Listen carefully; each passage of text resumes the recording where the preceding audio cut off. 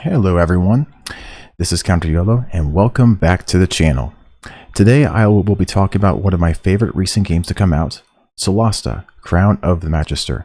Solasta is a turn-based RPG with a simple story, weak dialogue, and very simple graphics. However, when it comes to transferring the essence of combat in tabletop Dungeons & Dragons 5th edition, it is hard to find a truer representation out there at the moment. There are certainly combat differences and nuances, as things like minor illusion are hard to translate to a video game from tabletop, and there also isn't any multi-class into the game. But most of the bare bones are there. There is already a growing creator community as well around making and playing custom dungeons in this game, and I am tempted to dive into that if there is a big enough viewer market for it. Regardless though, the combat of the game is truly what carries it, beyond all of its flaws and weaknesses, which is why I am making this video today. There are supposed guides out there that say what classes and subclasses are strongest, but don't actually do a deep dive into why that is the case. Considering that 23 of the 27 subclasses available in this game at the moment can cast spells, and no one has done a comprehensive review of all the spells in this game, I thought it was prudent to consider those when considering the strengths of the various subclasses in the game. The developers have also released a new difficulty mode, Iron Man difficulty, which adds the extra wrinkle that if you have a TPK, that your save files for that party are deleted entirely, and that you have to start the entire campaign over. Towards the end of the video, I'll share what I feel is the most reliable party to beat that difficulty, as well as some other effective and fun party competitions available to the game as well.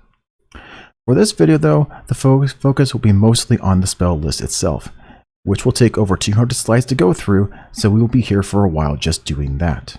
Some spells will take a while to talk about, while others just need a brief moment.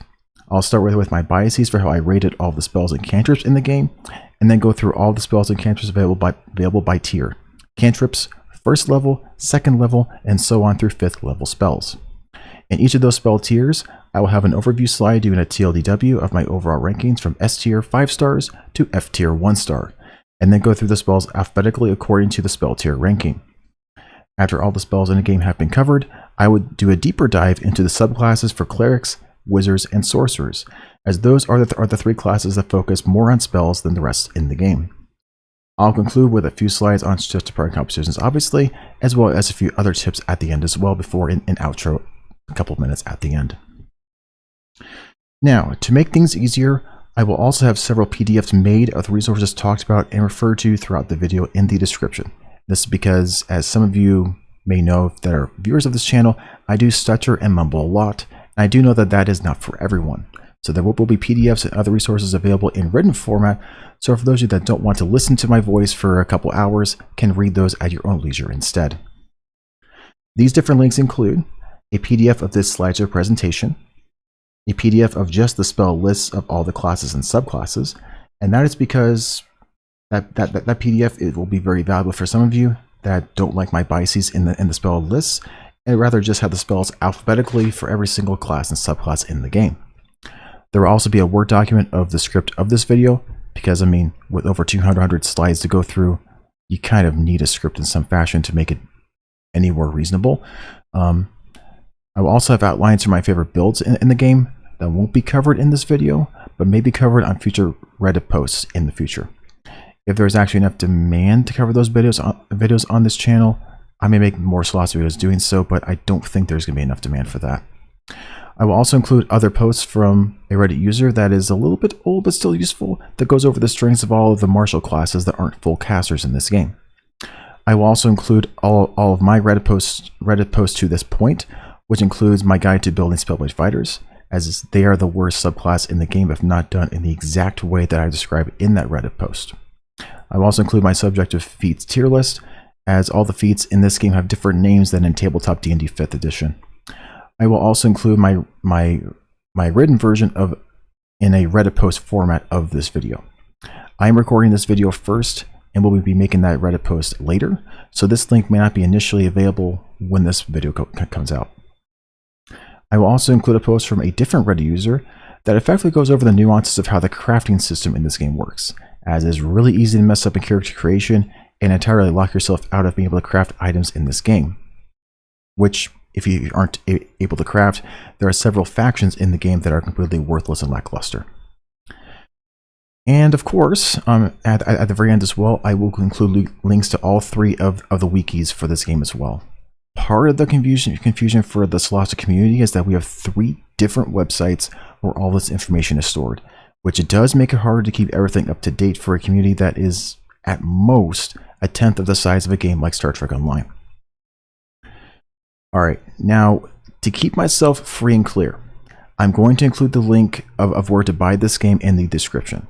Although I am not technically streaming this game in this video, I am using assets and pictures that are owned by Tactical Adventures, the developer team that made Solasta.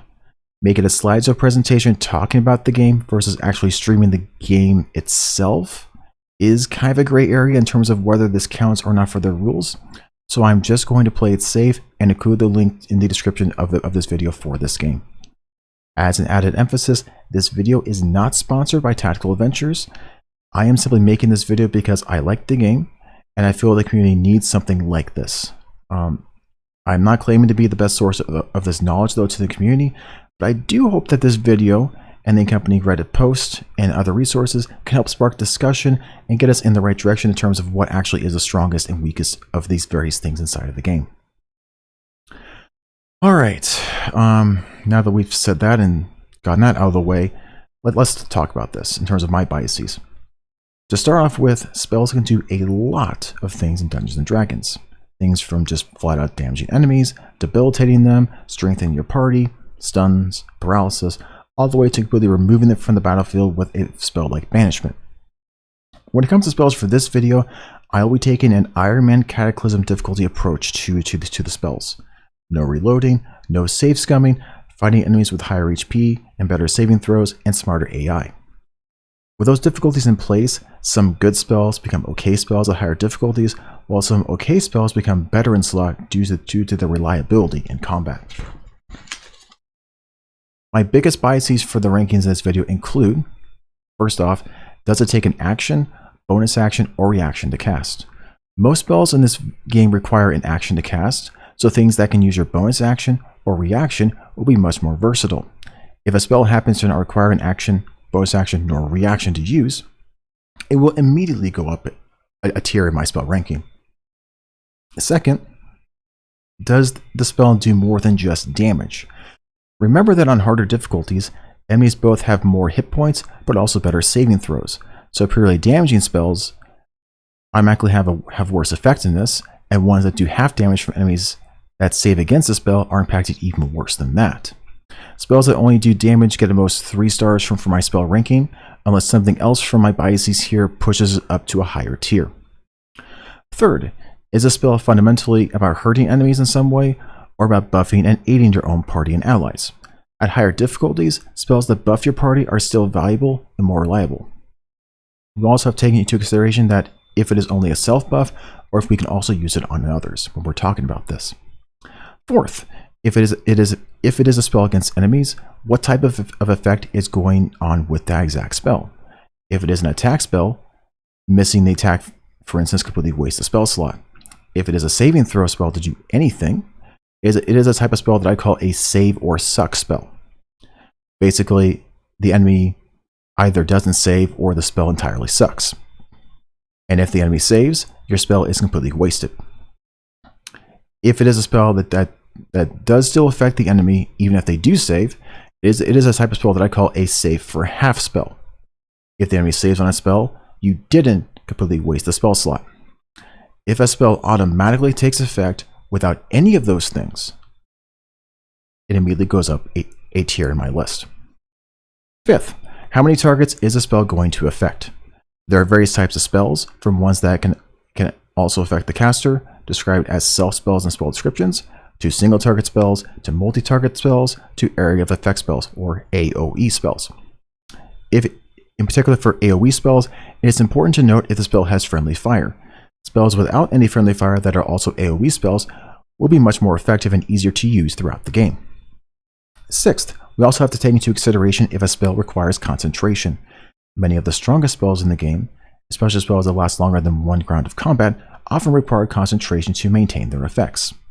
We cannot have the same spellcaster use multiple concentration spells at once, although you can have different effects of concentration spells from multiple party members affecting the exact same target.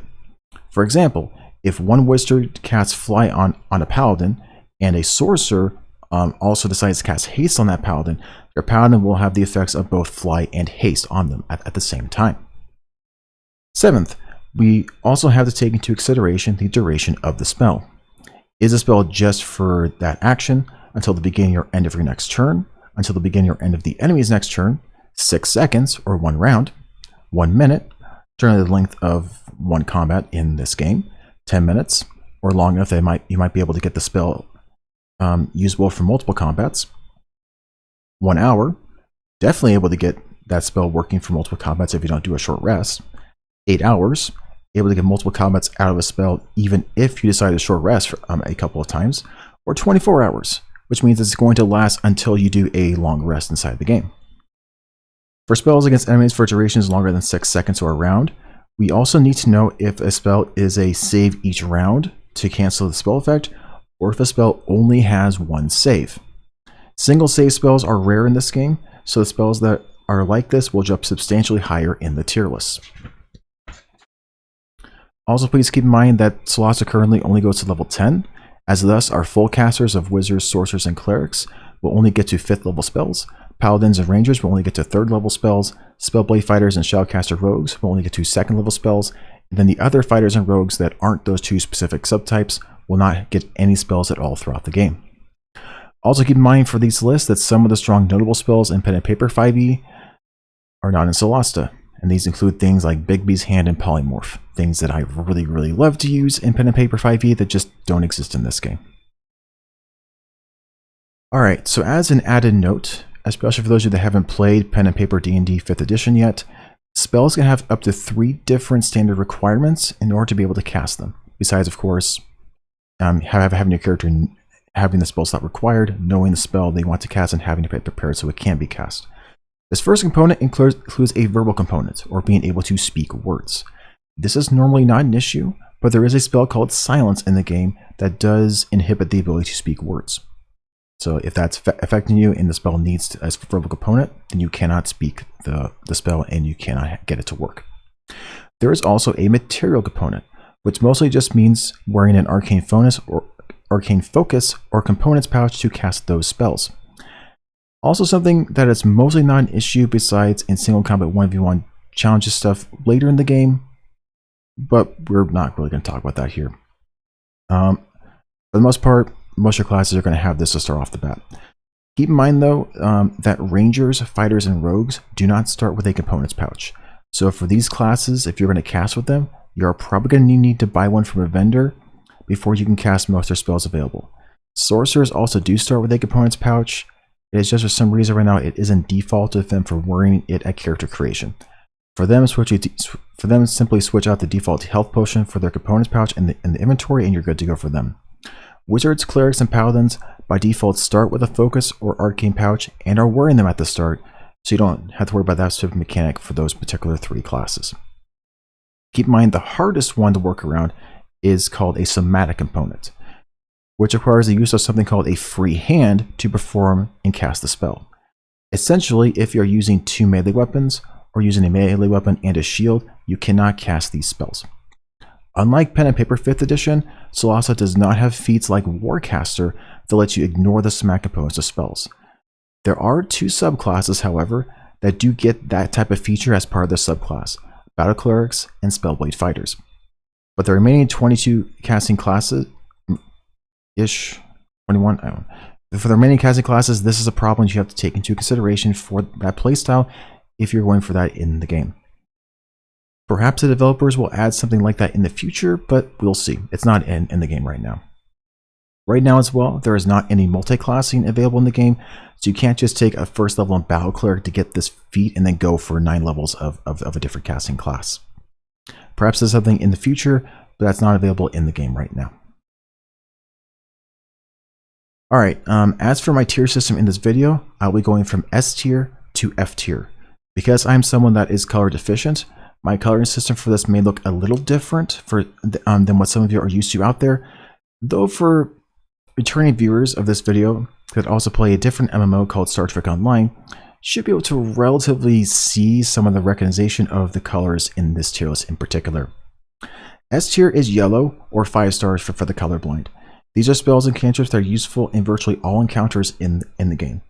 These also include utility spells that either warp the game without them or cause a big inconvenience and added cost for not having that particular spell.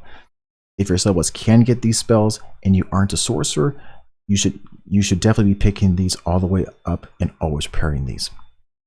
A tier is blue, or 4 stars for the colorblind. These are spells and cantrips that are useful in most encounters.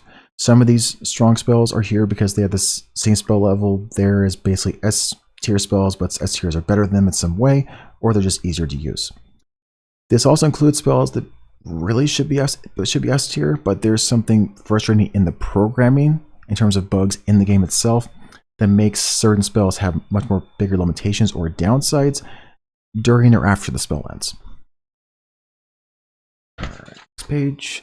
Although not always potent for all builds, these types of spells will have some usefulness for any build that has access to them still. B tier is green, or 3 stars for the colorblind. These are spells that are still good, reliable spells.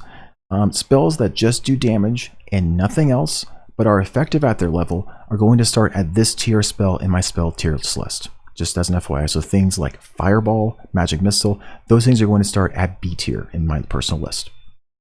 Many of your decent AoE control and debuff spells and guaranteed buff spells that are effective will also commonly fall into this tier of spells as well. C tier is white, or 2 stars for the colorblind. These are spells that are useful in limited circumstances, often requiring foreknowledge of future encounters or types of enemies to use well. Many of your strong single-target save scum spells fall into this category.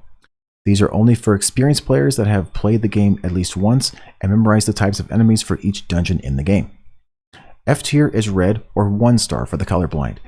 These are spells that either serve almost no use in the game, or you can get similar or better effectiveness with using a different spell in a lower or equivalent spell slot. These are spells that I do not recommend players to ever learn, prepare, nor use. Alright, with that said and out of the way, let's go ahead and carry on with the cantrips tier list.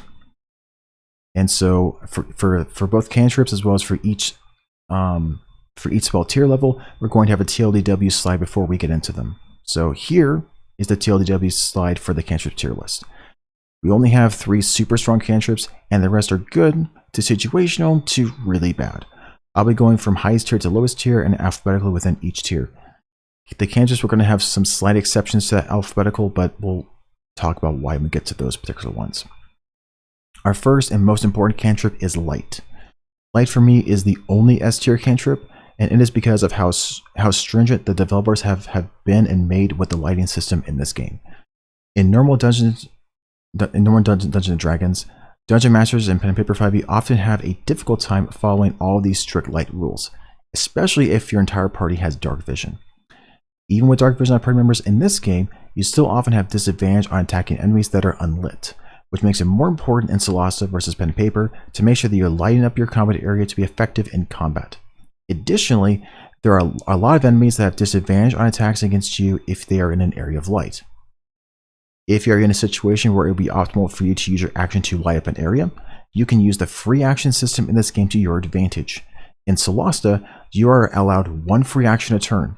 This can be used to switching from your melee weapon loadout to a ranged weapon loadout, taking off a shielded weapon, putting on a shielded weapon, picking up an item off the ground, or for us here, dropping an item on the ground. The dropping of an item is how we can most exploit this cantrip.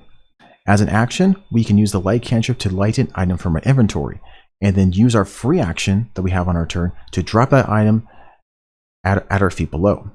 Which now, because this counts as something being in the field being lit, we now have an item in the field that is lighted up in bright light for 4 cells. And doing all this did not require any actions nor any saves against enemies around us. It also did not require the developers to have things on the walls for us to light up, or have light by default in the area around us to get this advantage. This cantrip can last for an hour, can be applied to multiple objects in your inventory because it can last an hour, and doesn't require concentration, which makes it superior to other lighting cantrips like Dancing Lights. You can technically go without the light cantrip and do a similar strategy to this by dropping torches, but torches again only last 1 hour, and then they cannot be used anymore, requiring you to buy more and more torches from vendors.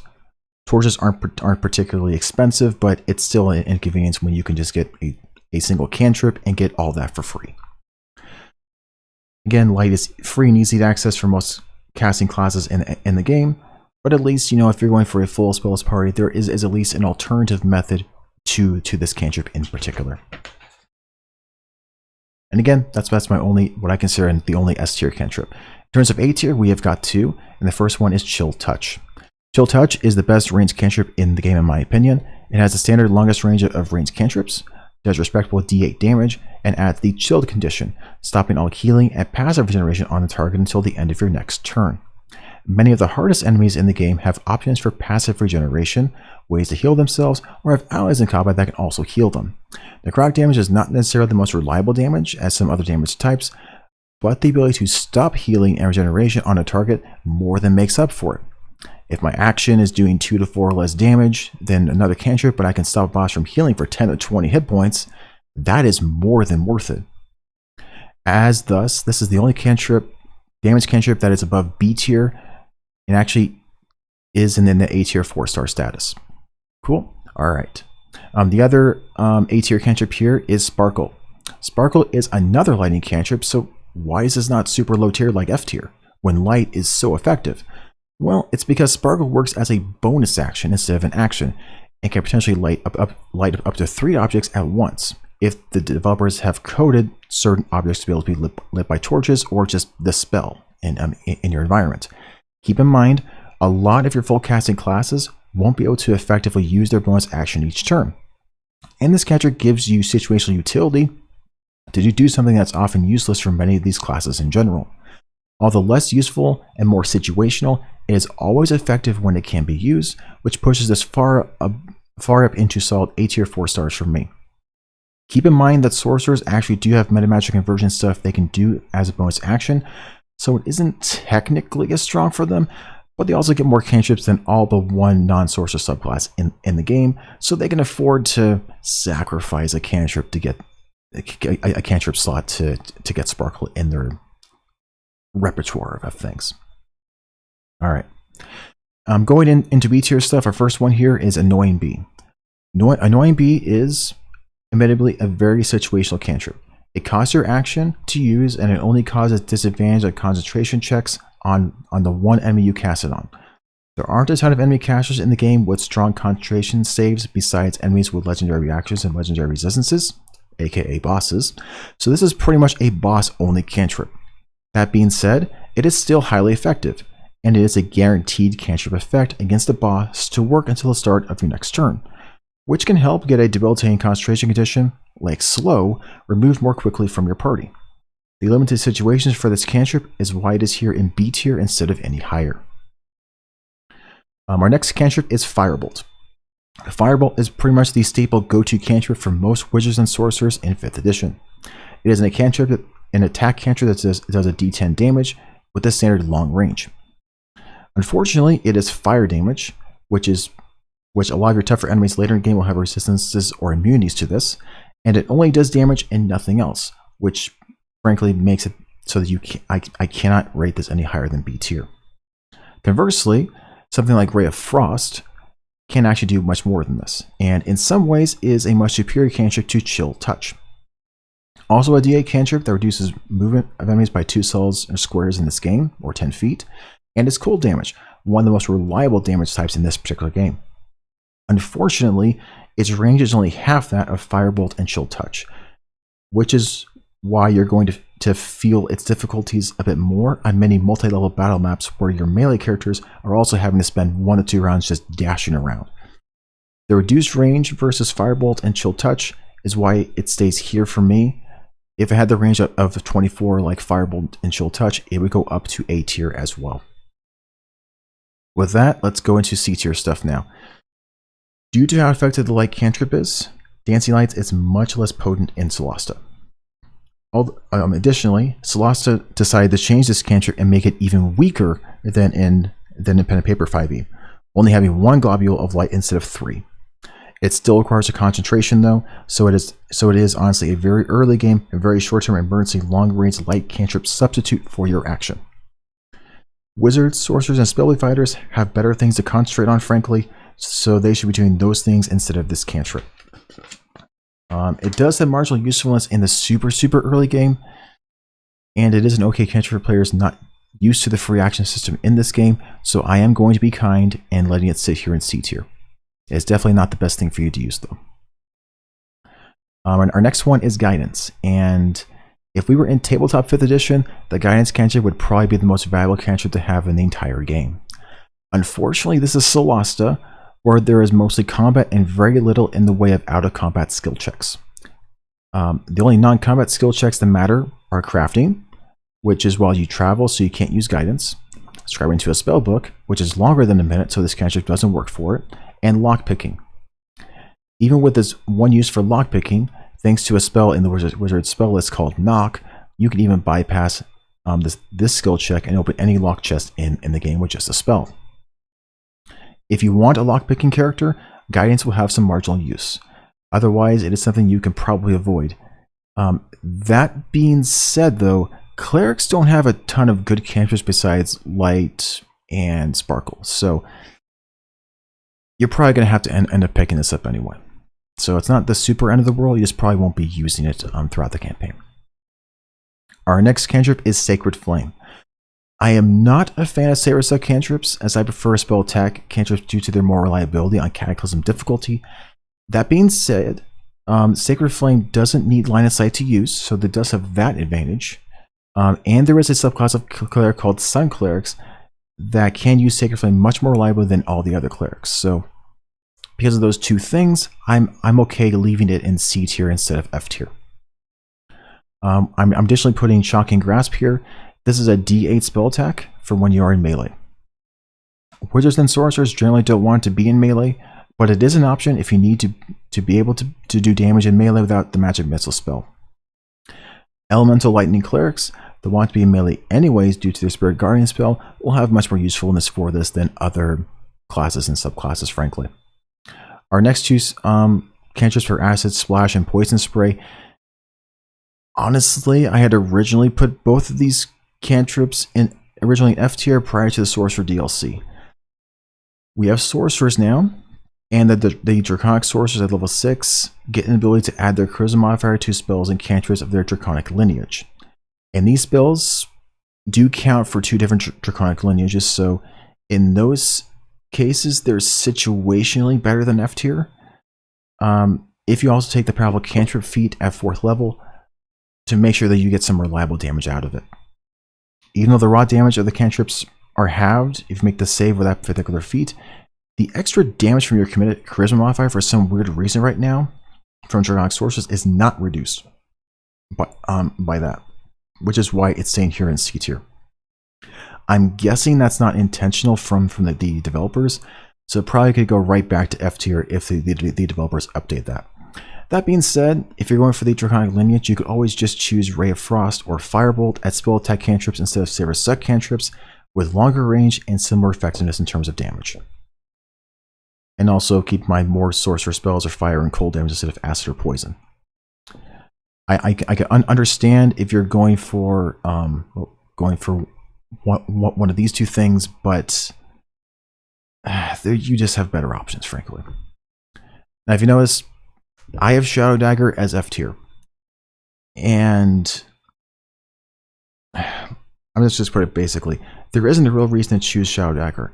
It is a D8 damage that has a Sacred Suck cantrip when there is spells like Chill Touch and Firebolt available for these casters. I know there are people on Reddit that love this cantrip because it's your best damage option when you have disadvantage on your attack rolls. In my experience, I have found it's better to solve the issue of the disadvantage on the attack on your turn, because doing nothing is still going to keep on having disadvantage every single turn thereafter. Instead, figure out making you to have some optimal attacks, fix it for your turn or the next couple turns, and then boom, you can now go for your regular stuff and do way more damage and way more effectiveness for what you're doing. That's just me in a nutshell. Basically, Shadow Dagger is honestly just a longer range Sacred Flame available to wizards and sorcerers. And Sacred Flame's not the best cantrip really out there. You should be picking other things if you're really going to pick a cantrip, frankly. It does have more stuff to do than Dazzle, though. Dazzle is... It really comes down to RNG as to whether this is even going to have the possibility of being worth it. Not to mention costing an action to try to get this to work, and it's not something that even does damage. Feel free to see the order on this slide as to what needs to happen for Dazzle to even have the chance of being worth it at all. It's such a situational time for this, and it comes down flat out to initiative. I am not a fan of spells like this, and so I cannot recommend this cantrip at all. Our next one is Resistance. Resistance is a concentration cantrip, so it's going to be really hard, and it's got to be a really dire situation for your Clerics to justify using this as a single target, really weakened Bless spell. If you're in that dire situation, you might be in a situation where you're probably going to have a TPK really soon. Our next one is Shadow Armor. Shadow Armor is the False Life spell as a cantrip form, and False Life is already a pretty bad spell to begin with. Shadowcasters are already going to take Annoying Bee and Chill Touch in terms of their cantrips to choose from, but since Dazzle and True Strike are so insanely awful, it's going to be a decision between this and Shadow Dagger as to which one that you personally feel is going to be more worthwhile for your Shadowcaster rogue. For everyone else, this is something you can pretty much entirely avoid. Shine is a weakened light spell on an enemy, and it requires a saving throw on initial application, and there's an extra save every single round thereafter to keep it up. In almost all circumstances, if you're in a situation where you're tempted to do this, casting the light cantrip on an inventory object and dropping it at your feet as your free action is going to be more effective than this cantrip in almost all situations. Spare the Dying is an early game cantrip option to not have your allies die immediately when you don't have healing potions or resources to heal them, but it still costs your action to do so. However, this is a tier list based upon Iron Man Cataclysm difficulty. At this difficulty, we have something called Merciless AI going on from our enemies, which means the AI is going to prioritize down party members to attack and kill them and finish them off, making something like this to stabilize them not really safe at all and doesn't really help much. You need to use a healing potion or a good berry to get someone up if you need to use your action to do so in the early game. Just saying. And of course, the worst cantrip in all of Dungeons & Dragons is True Strike. If you don't believe me, feel free to go into your favorite search engine and type, "Why is True Strike the worst cantrip in Dungeons & Dragons 5th edition?" for the internet to unanimously tell you why this is such a horrible cantrip. I was actually surprised that the developers added this cantrip into the game, frankly, because this is such a terrible cantrip. Anyway, with that all said, and cantrips complete, let's start covering the first level spells for Solasta. And for those of you that want to pause the video, here is the TLDW for my rankings of all the first level spells available in the game at the moment. Alright, with that, we'll go ahead and start with Bless. Bless is one of the best concentration spells at first level. It is a guaranteed D4 to all attacks and D4 to all saving throws for 3 of your party members. And it can also be upcast to second level to affect your entire 4-member party. If you don't know what to do with your Cleric early game, especially when it comes to concentration, blessing your party is never the wrong choice. Although Divine Smite is technically a feature of Paladins instead of a spell, it uses spell slots, and other smites are also considered spells in Dungeons & Dragons, so I'm going to include it in this list. This is the only S-tier damage-only spell in the game for me, as it is guaranteed damage on a melee hit if you choose to use it, and it doesn't require an action, bonus action, reaction, nor free action to use. It is a flat 2d8 radiant damage at level 1 that scales by d8 per level, and can crit for double damage just like your weapon attack. Remember that Paladins can only add Divine Smite damage to melee attacks, so Archer Paladins are not going to be effective. The abuse of good berries in Tabletop 5th edition normally comes down from a multi-class Druid and Cleric for healing purposes. Although they can be used to heal and are cheap early game potions, this is also this spell also trivializes the provision system in this game. On Cataclysm difficulty, you aren't going to get many provisions from hunting while traveling. So you will have to buy a bunch of provisions in your various cities, which is going to take up a lot of your carry weight. And carry weight is a big deal in this game. You don't have a lot of carry weight. Goodberry Francolith lets you ignore the provisions aspect of this game entirely. It makes long rests even easier because as long as you have a single first level spell on your ranger or green mage wizard, you can cast that and then long rest spam in some of the harder areas and dungeons of the game.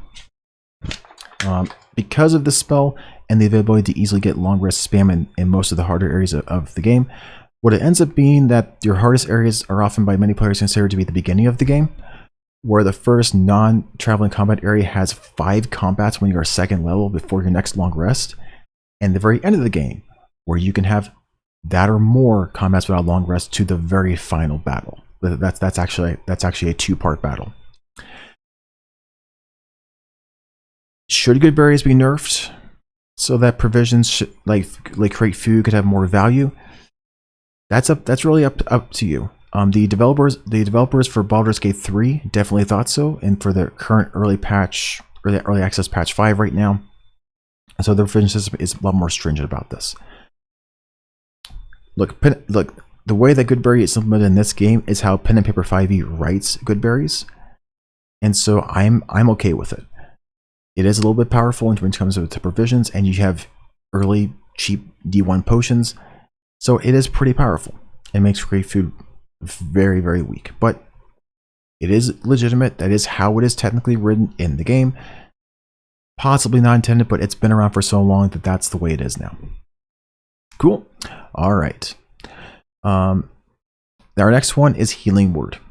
Although technically a healing spell, Healing Word isn't effective because of the healing aspect of this throughout the game. Healing Word is great because it is a ranged bonus action spell that does at least some healing.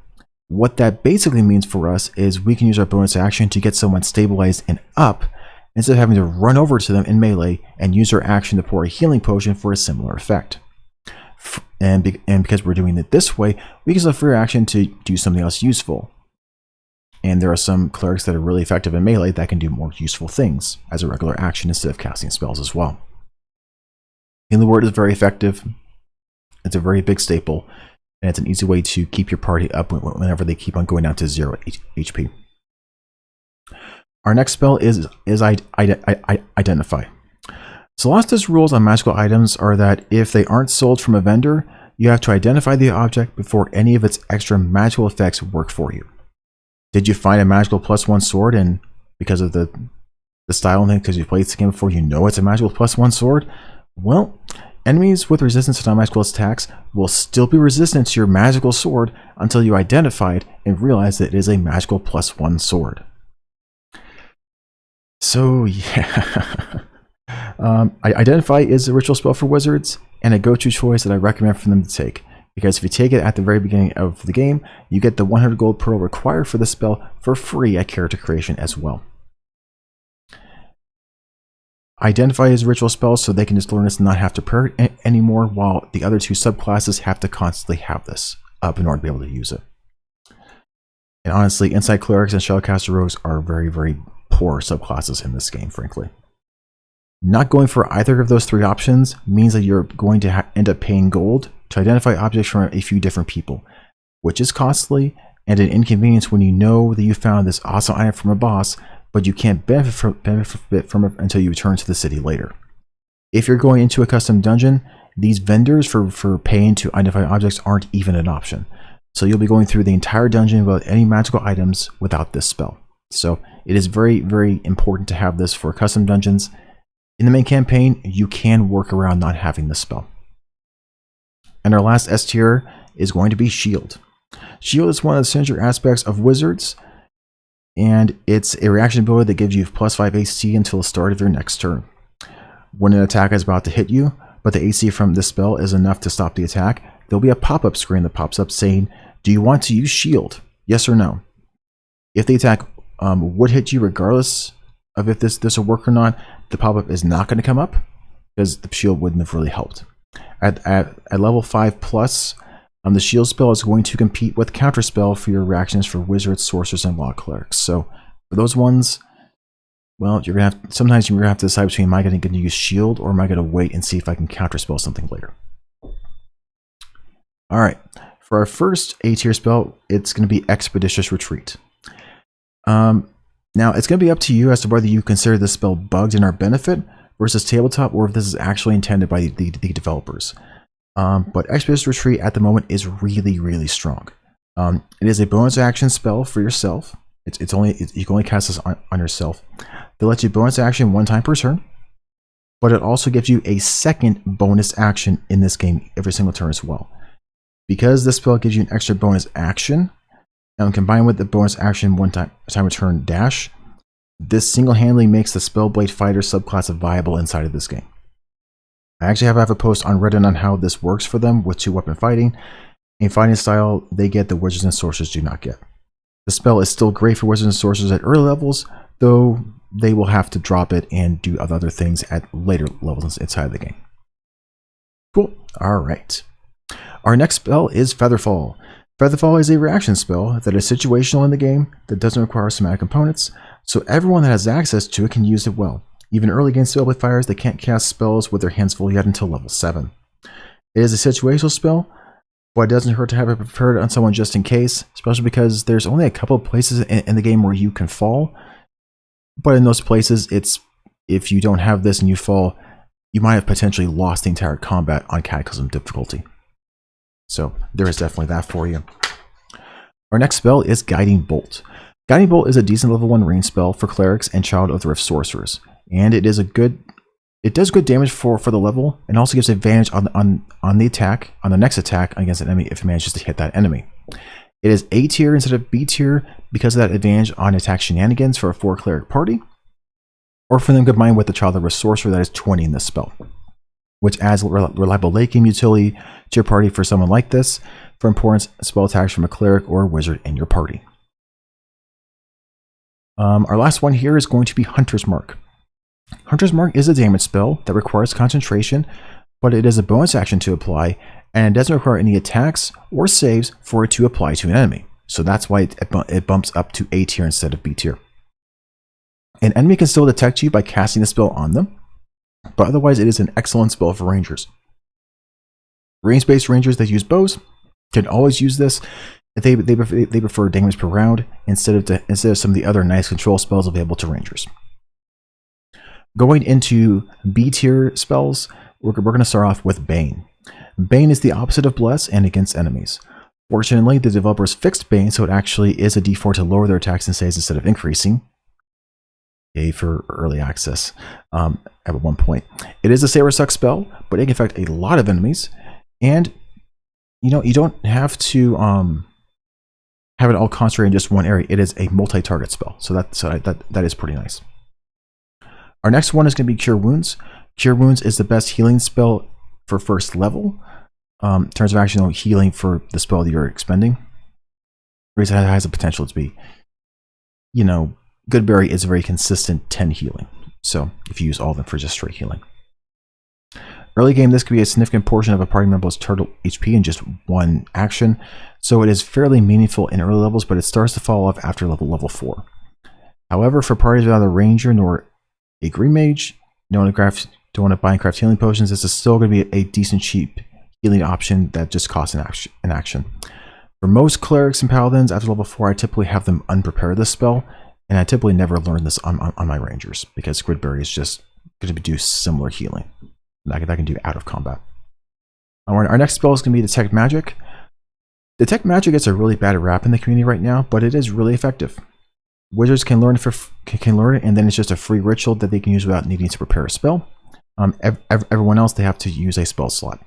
With just one class of this, every single item in the inventory of your entire party that has any magical effect on them is going to be glowing in your inventories forever. And this is going to help you figure out what items need to be identified by your wizard or by a vendor. Yeah, if you do play the game several times, you're going to start to get the trend of what items are generally going to be magical. But it's a really easy button to not have to worry about it as much and worry about, hey, did I miss any magical stuff in my inventory? Every subclass that can cast spells has access to this spell besides Spellblade fighters. So ideally, some of your party should have access to this spell, unless you're going for a completely spellless party, only using fighters and rogues. Our next spell is going to be Entangle. Entangle is one of the best first level battlefield control spells in the game, available to Rangers, Green Mage Wizards, and Mana Painter Sorcerers. It does have friendly fire and can persist for up to a minute, which is pretty strong. If you happen to use the Careful spell from your Mana Painter Sorcerer on it, the Careful spell enhancement works for the entire duration of the spell, instead of just the first save, which is much stronger than how the Careful spell Mana Magic works in Pen and Paper 5e, by the way. This Careful Meta Magic makes Mana Painter Sorcerers and access to the spell a really, really strong early game control mage option, letting you ignore the ill effects of this spell and gaining all of the benefits. Regardless though, Rangers and Green Mage Wizards can still find a lot of effectiveness with this spell regardless. The next one here is going to be Fairy Fire. For Green Mage Wizards, a lot of the time it's going to be a tough decision between Entangle and Fairy Fire, frankly. Fairy Fire is a longer lasting Saber-Suck variant of Color Spray that has the attacks on advanced aspect persist after enemies move away from the initial area, while Entangle needs your enemies to stay in the area to have the similar but stronger effect continuing to occur. Both are good and situationally very strong early game, and decent concentration options if you run out of high level slots later on. Our next spell is going to be Fog Cloud. It is an AoE no save to stop archers from attacking you, and that is why I like this spell. Everyone in the Fog Cloud cannot attack enemies outside the cloud, which basically means because the AI likes to attack you each turn, it's going to be a forced move from the AI without needing a saving throw from them to do so. It is a simple but effective spell that you can use for a turn or two to stop archers from staying behind total cover and force them to get out of the cover. And then you can cast a different concentration spell instead. A very, very strong early game, and still it's a situational thing to use for 1 or 2 rounds even later on into the game as well. And it's just a very cheap first level spell to do so. Our next spell is going to be Inflict Wounds. Inflict Wounds is the melee damage only version of Guiding Bolt for Clerics. It still gets good damage for this level for a Cleric, but it doesn't do anything else, so it just gets B tier. Longstrider was formerly a spell that was restricted to Rangers and Green Mage Wizards. But now, with the DLC update, they've added it for all Wizards, which means that Spellblade Fighters can also get this spell too. Longstrider is a non-concentration spell that gives a party member an additional 2 cells of movement, and each cell is 5 feet, by the way, so an extra 2 cells of movement for an hour. If you know you're about to go into combat really soon, and it can get pretty obvious after a while in Solasta, if you know you're about to go into combat, you might as well cast this right before for your melee party members, and then it's easier for them to get into melee with enemies. So yeah, with that said, let's go on to the next spell. Pretty solid spell nonetheless. Our next spell is going to be Mage Armor. Mage Armor is also a non-concentration spell to get good early game leather armor, effectively not wearing leather armor for a lot of your wizards and sorcerers. And this is especially good, especially if you're doing a sorcerer that doesn't have any proficiencies in any armor whatsoever. Wizards can always take the Sellsword background for immediate armor proficiency if they wish to not worry about this spell at all. Draconic sorcerers have an equivalent of effective mage armor as part of their subclass naturally starting at level 2, so they won't ever need to learn or prepare this spell. Match Missile is our next spell, and it is a really good way to do almost guaranteed damage versus enemies in the game that are really spread out. And especially when it comes to finishing up multiple low health targets at once at the exact same time in just 1 turn. Enemy casters can use shield as a reaction to stop the spell and avoid the damage entirely. Our next spell is Protect versus Evil and Good. And this is my go-to protection spell for my paladins versus most of the tougher enemies in the game. And this is because most of the tougher enemies in the game fall into one of the categories of enemies that are affected by this spell. And it essentially works as a concentration heroism spell plus the dodge action spell dodge action thing all together that persists for more than 1 round. And this can potentially last multiple combats because it is a 10-minute duration spell. Yes, it takes an action to cast in combat, but so does the dodge action. And so you're basically saying, I'm going to use the dodge action as a spell slot, and I'm going to make that dodge action last longer than 1 round. Ideally, as long as you keep your concentration. So for me, this is definitely worth it. I know that some people don't like this spell a lot. and they would prefer something like Shield of Faith, which is a bonus action. And also Shield of Faith is a +2 AC, and it affects, and it +2 AC is good against basically everyone, as long as they aren't spellcasters. Honestly, like the way that I see it, they're both good. Feel free to have your own preferences as to which one that you prefer more. I like to just have both. I mean, Paladins are pretty much going to be preparing most of their spells anyway when it gets to a certain point in this game, so it's not bad to have both. Then, depending upon the enemy, you choose one or the other. Our last one here is going to be Thunder Wave. And Thunder Wave is a good AoE square cone attack that does reasonable damage and pushes enemies away that fail to save.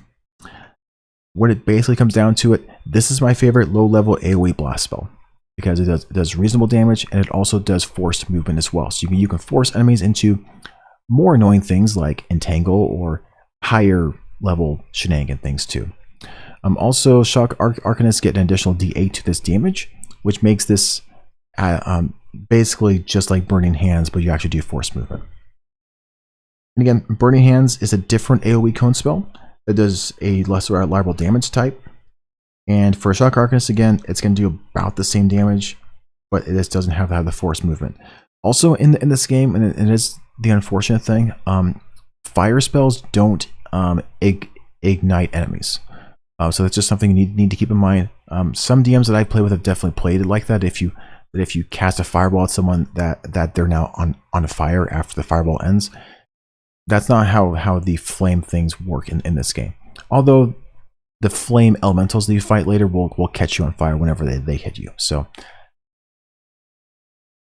but at the end of the day, it's not really a big balance thing because we already are powerful enough in this game for it to not really matter too much. But it is something for you all to be aware of, that the catching people on fire is not a thing that we can actually do as player characters.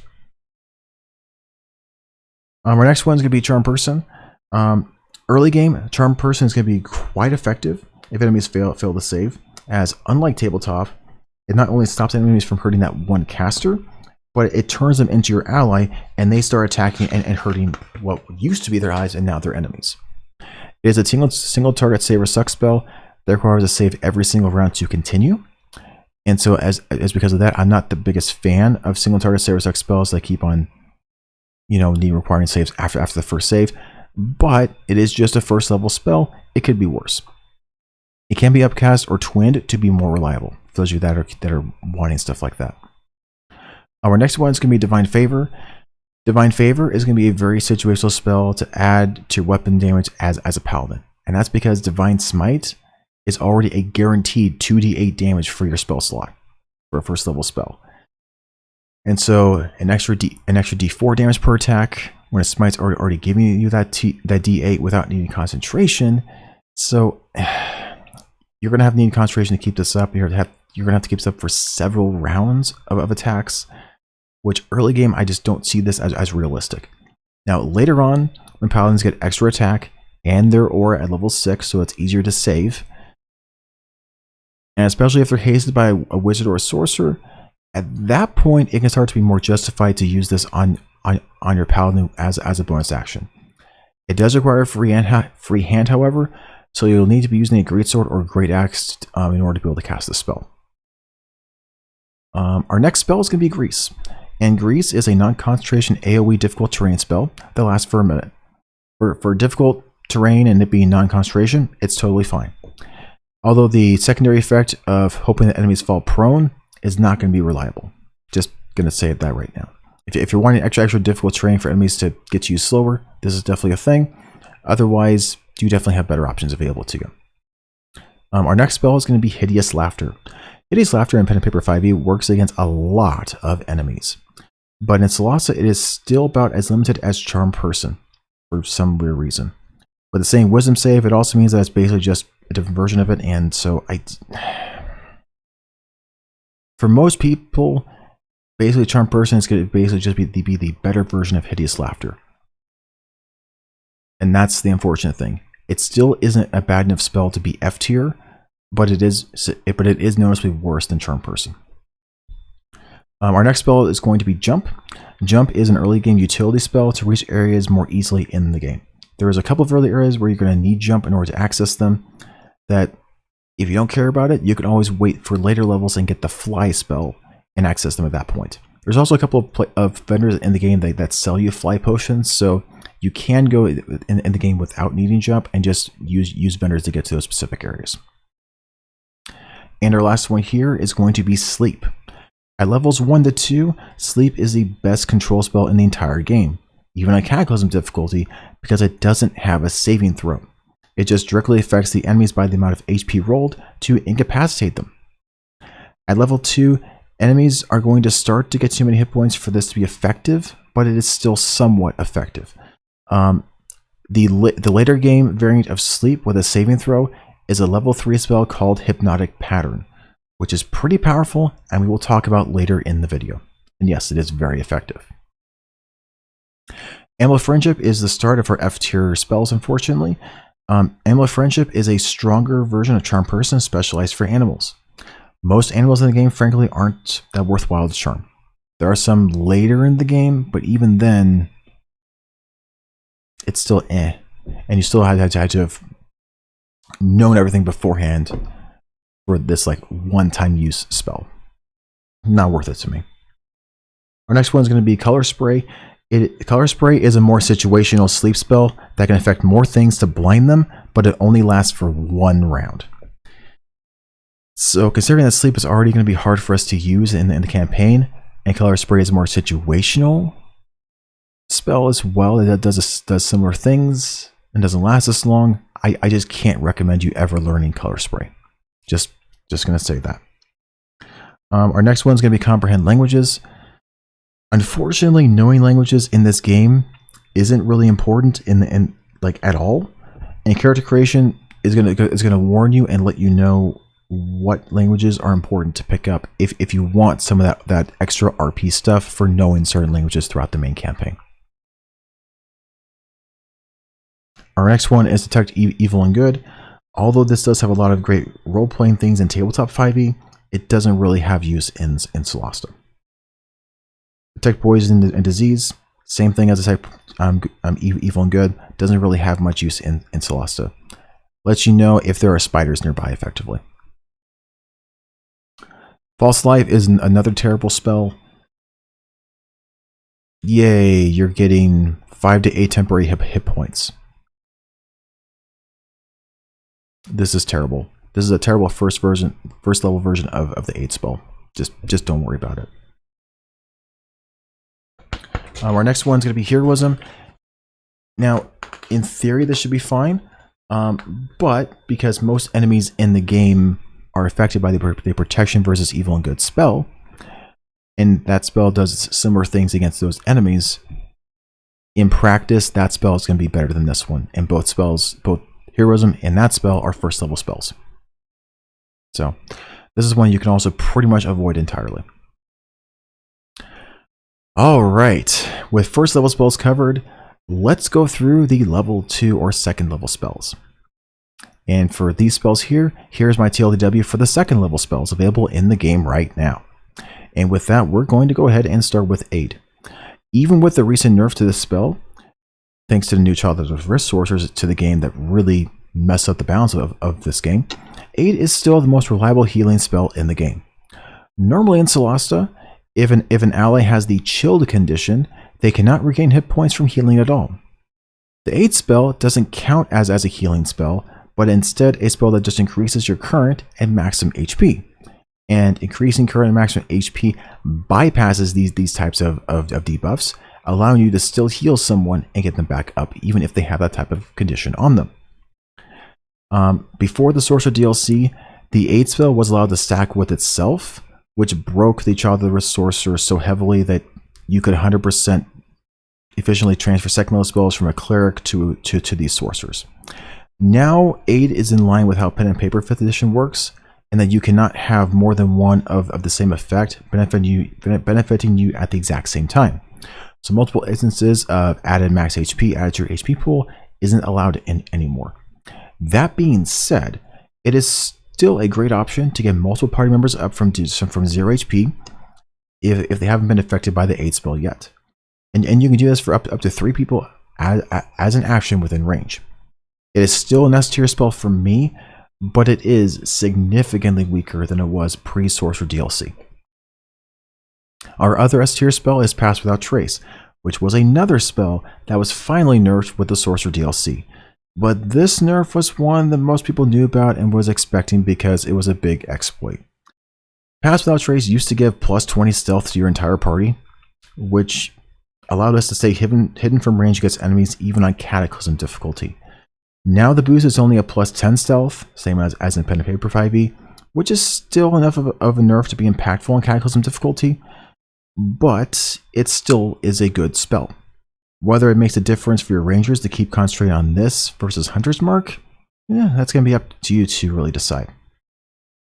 As for our second level A tier spells, we're going to start with Knock. Knock is a spell that lets you not have to worry about lockpicking proficiency in the game at all. It's a one spell per chest, but for most areas in the game, you can easily return to them later. So if you're willing to wait another day or another long rest to spend the spell slots to unlock the remaining chests, it's not really that big of a deal. Our next spell is going to be Lesser Restoration. Lesser Restoration is an early game way to remove many of the debilitating effects in the game. Some clerics and paladins do get abilities later on that can cure most of these effects that this spell can also cure, except for paralysis. Paralysis is still really annoying, and it's still excellent in terms of stopping that this spell can completely get rid of for you. Because a lot of paralyses in the game typically last 10 minutes, which combats are typically 1 minute. So you are going to need a Lesser Restoration on them to cure them of those types of conditions. Our next spell is going to be Misty Step. And Misty Step is a bonus action short range teleport, which is great for when you want to get out of the midst of many enemies in melee, or maybe you want to go into melee with enemies as an elemental cleric. As spellblade fighters get 2 bonus actions per turn, Misty Step allows them at level 7 to move even farther with their second bonus action after they've already done a bonus action dash. Going on into B tier, we're going to start with Branding Smite. Branding Smite is an okay spell if you really need to light a target after your paladin gets second attack. You lose your bonus action, and it is technically concentration, but only until the Branding Smite hits and affects the enemy. After that, it's just a single target fairy fire-like effect that no longer requires concentration. It's not really great damage because a second level spell for real Divine Smite is 3d8, and this is a 2d6 radiant, so it is meaningfully less. So don't upcast this spell. Only use the basic level of this spell if you need the secondary effect from it. Our next spell is going to be Darkness. Some subclasses are going to really synergize heavily with this. There's one ranger class in particular that will. A lot of it depends upon what you're fighting. If you're fighting the typical hard enemies in the game, it's not going to be effective at all, and it's in fact going to help them hurt you. But when this is effective, it's really effective, and so I'm putting it here as a 3-star spell. Our next one is going to be Flaming Sphere. Flaming Sphere is a movable AoE concentration, guaranteed damage spell each turn, if you can move it to where the enemies are. It is a great alternative to Spiritual Weapon for Battle Clerics levels 3 to 4 if you decide to build a Battle Cleric without really low wisdom, and this is still going to be a decent option for Wizards as well. Our next spell is Silence. And Silence is another spell that is situational, but pretty strong against enemy casters. Most spells in the game require a verbal component, and with the subtle spell meta magic not in the game right now, there is not any way for NPCs to get these spells off in an area of silence. So bosses have to resort to their legendary actions to do things in the area or to move out of the area. Keep in mind that enemy spellcasters will also use this against you if you have at least 3 full casters in your party all close together, so be aware, and against those enemies, make sure that you spread out. Our next spell is going to be Spider Climb. Spider Climb is the best way after the jump spell to get to otherwise inaccessible areas of the game.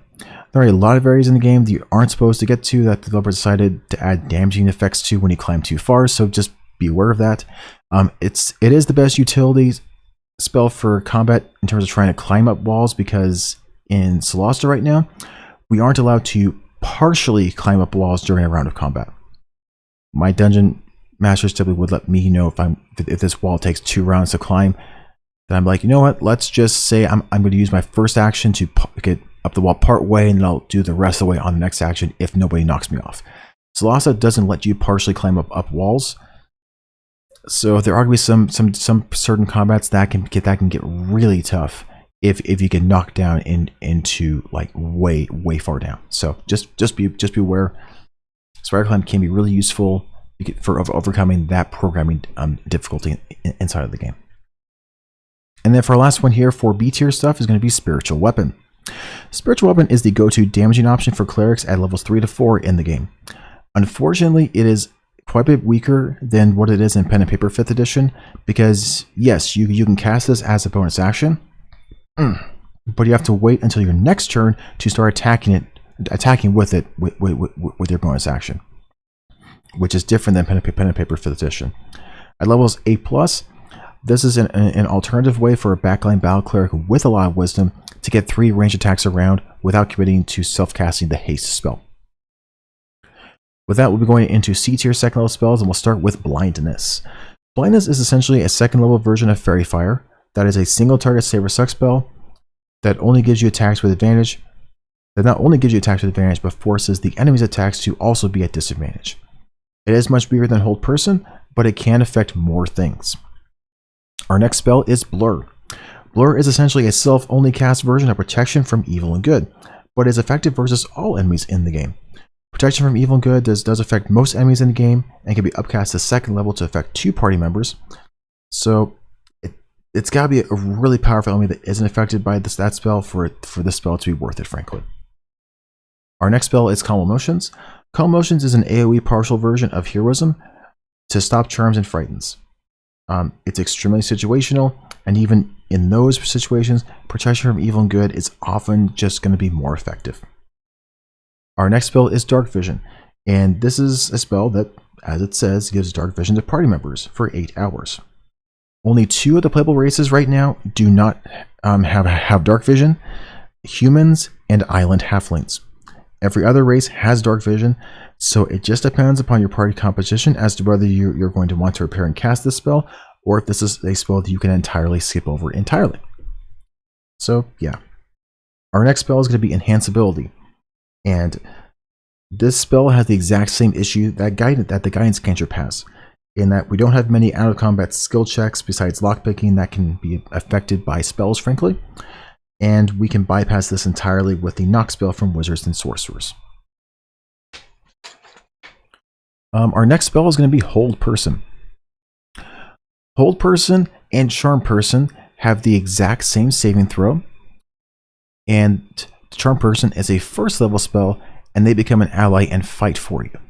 So it's really going to come down to how many enemies are left in a fight as to if this is actually better than Charm Person or not. And Charm Person probably can be upcast to affect 2 people at second level.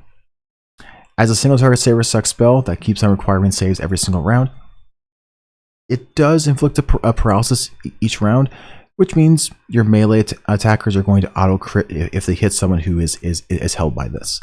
So your paladins can do pretty hefty burst damage with a critted smite, hitting an enemy like this to quickly take them down if it succeeds. So in those situations, Hold Person is fine. Levitate in Pen and Paper 5th edition is a single target hold like spell like Hold Person, but there it only has 1 initial save and that's it. In Solasta, it has a save every single round, which does significantly weaken this spell. Still, it is usable against all creatures medium or smaller, so it is more intuitive from a looking at the enemy perspective on the screen to know if you can use this spell or not. Levitate effectively stops any melee only enemies from being able to do anything, and it's basically as effective as paralyzing in terms of that from a moving action economy standpoint. It's still weaker than paralyzing, but it's still effective to swing the action economy in your favor. Our next spell is going to be Magic Weapon. Magic Weapon is a spell that sees more use in user created dungeons, frankly. Because in user created dungeons, you often don't get to pick weapons, items, and armor to bring with you from your character created characters for that dungeon.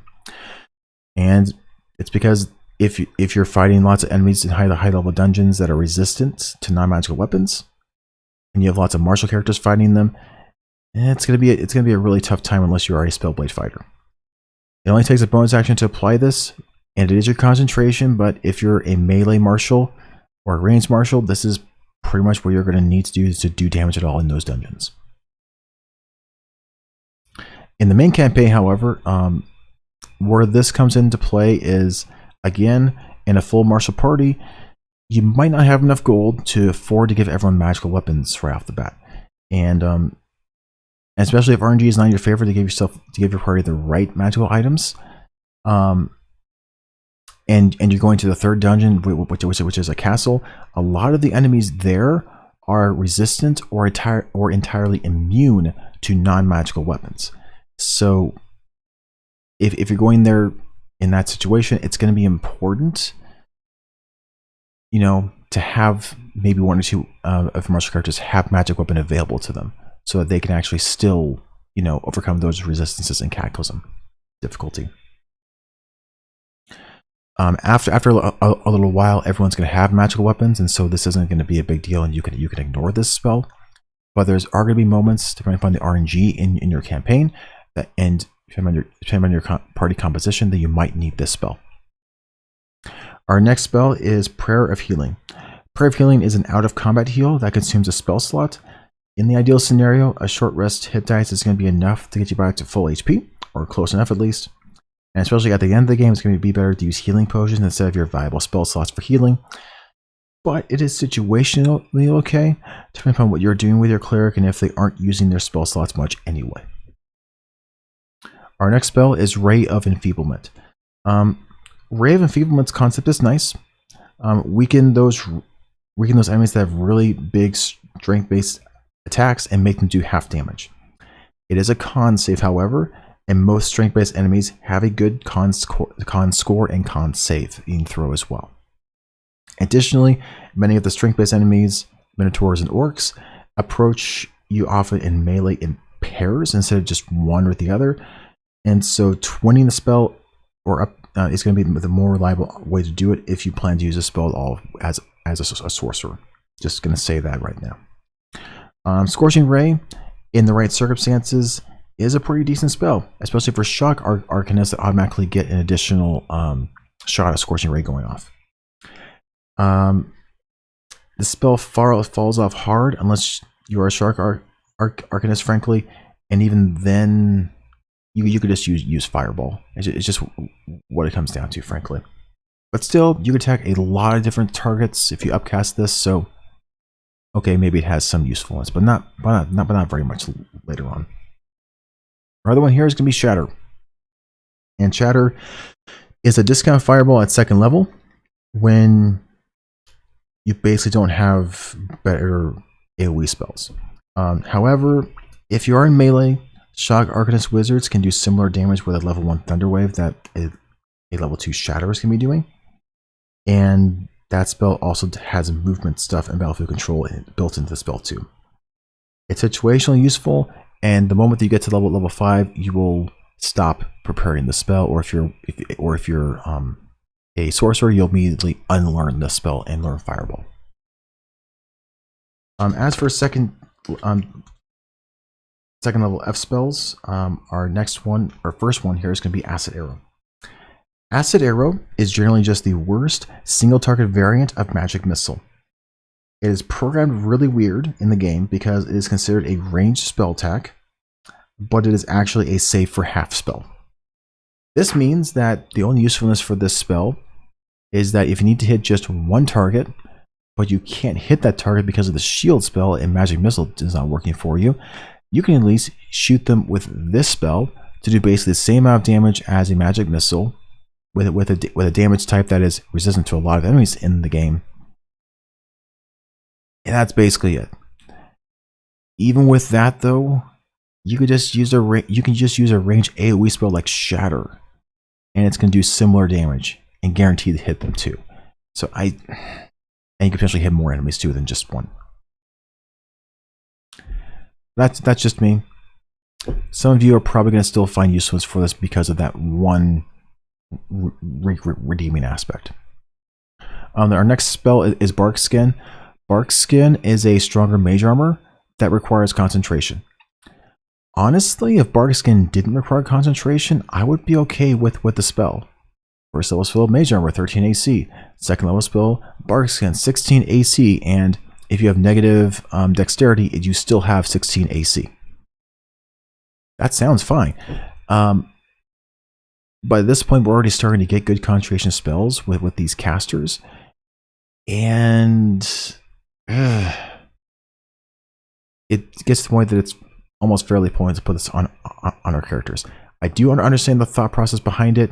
It's to help your melee rangers that are like strength based to get some reasonable AC without having to sacrifice like what's it called? Sacrificing getting like disadvantage on stealth, but even then, I'm not really a fan. I'm just not a fan at all. Our next spell is gonna be Find Traps. This is a terrible spell with virtually no usefulness inside of the game. And in fact, even in Pen and Paper 5e, this is one of the most worthless spells in Pen and Paper 5e. It's a terrible spell. Don't use it. Our next one is Invisibility. I'm not a fan of this spell, as if you do any like action with the spell, like an attack, spell attack, whatever, it's going to break the invisibility. So it's 1 hour concentration for advantage on one attack. Enemies have disadvantage on you while you aren't doing anything. I do know there's a sort of exploit. I do understand why this is the case. But if you cast an invisibility spell on a cleric that has Spirit Guardians up, they can move to an enemy and invisibly hurt them. I get it. I get that that's a thing. There are better ways to do that, frankly.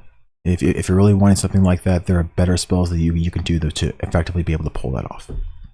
Just saying. Our next spell is Protection from Poison. Protection of Poison gives you immunity to poison, which is useful whenever you're fighting spiders the 3 times you do in the campaign. And all 3 of these occurrences were relatively easy fights, besides the trees one, which I simply just cast a fly spell on my paladin and took him out that way.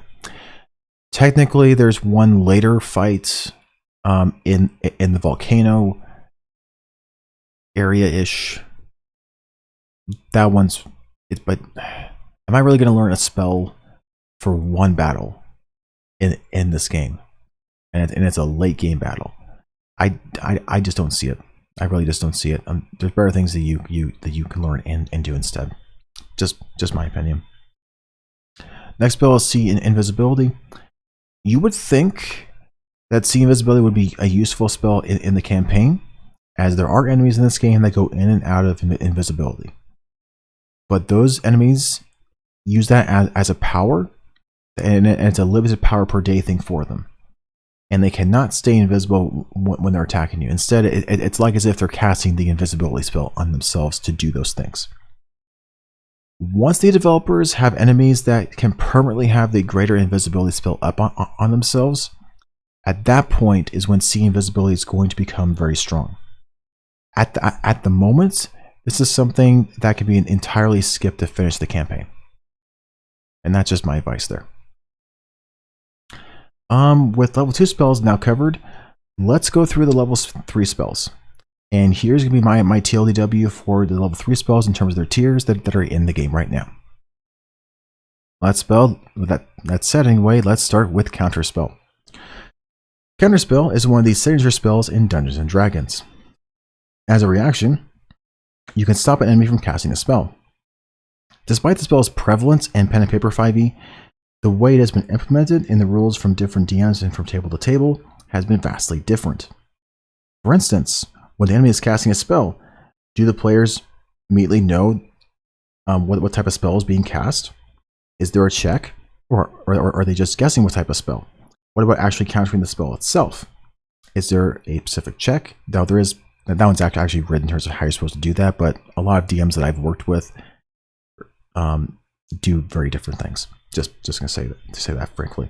In Solasta, the devs have decided to standardize a lot of this into a two-part system. In the first part, all characters that have counterspell are going to can cast counterspell and still have a reaction in range to cast counterspell, get to do an Arcana check on the spell in question in the process of being cast by your enemy spellcaster. If the characters succeed in that Arcana check, they know the spell being cast, and a pop-up or say something like, "This enemy is attempting to cast Sacred Flame," or "This enemy is attempting to cast Fireball." If the characters fail the Arcana check, pop-up will just say, "This enemy is attempting to cast a spell." And then when that pop-up is up, you'll have the option if you want to counter the spell or not. If you decide to counter the spell, and this is step 2, you choose a spell level that you will cast to counter the spell. 3rd, 4th, or 5th, if those are available to you. If you counter spell and the level of every spell is equal to or higher than the spell being cast by the enemy, the spell effect is immediately countered with no DC necessary. If your counter spell is of a lower level than the enemy spell, you have to succeed on a DC spell check of 10 plus that enemy spell level on being cast in order to stop that spell. And this is another check. So ultimately, I feel the developers have implemented the counter spell system in the game just fine. However, since you can counterspell cantrips, which sucks, and the Arcana check to see what the spell is an intelligence-based thing, sorcerers and law clerics that do have access to the spell technically are inherently going to be much less effective at counterspelling than wizards without that intellect are going to be. Even though counterspell is a really great spell, it may not be something your sorcerers can afford to deal with in their build, especially if there is already a wizard in your party that can cover that for you. Just as friendly advice for you all. Our next spell is Hypnotic Pattern. Hypnotic Pattern is basically the saving throw, bigger area, concentration version of the sleep spell that is good throughout the entire game once you get this thing.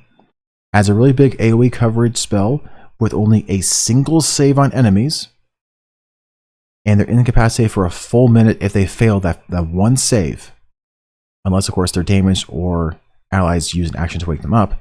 This is an extremely effective AoE control spell in the game, potentially one of the most powerful.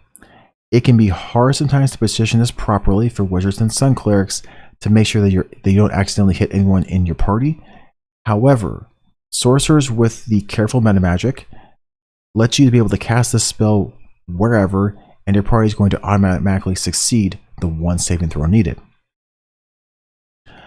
And also keep in mind, mana painter sorcerers that are already heavily incentivized to have careful meta magic because of their forced level 1 entangle spell in their domain list would be fairly silly to not also include Hypnotic Pattern as one of their learn spells as well whenever they get to 5th level.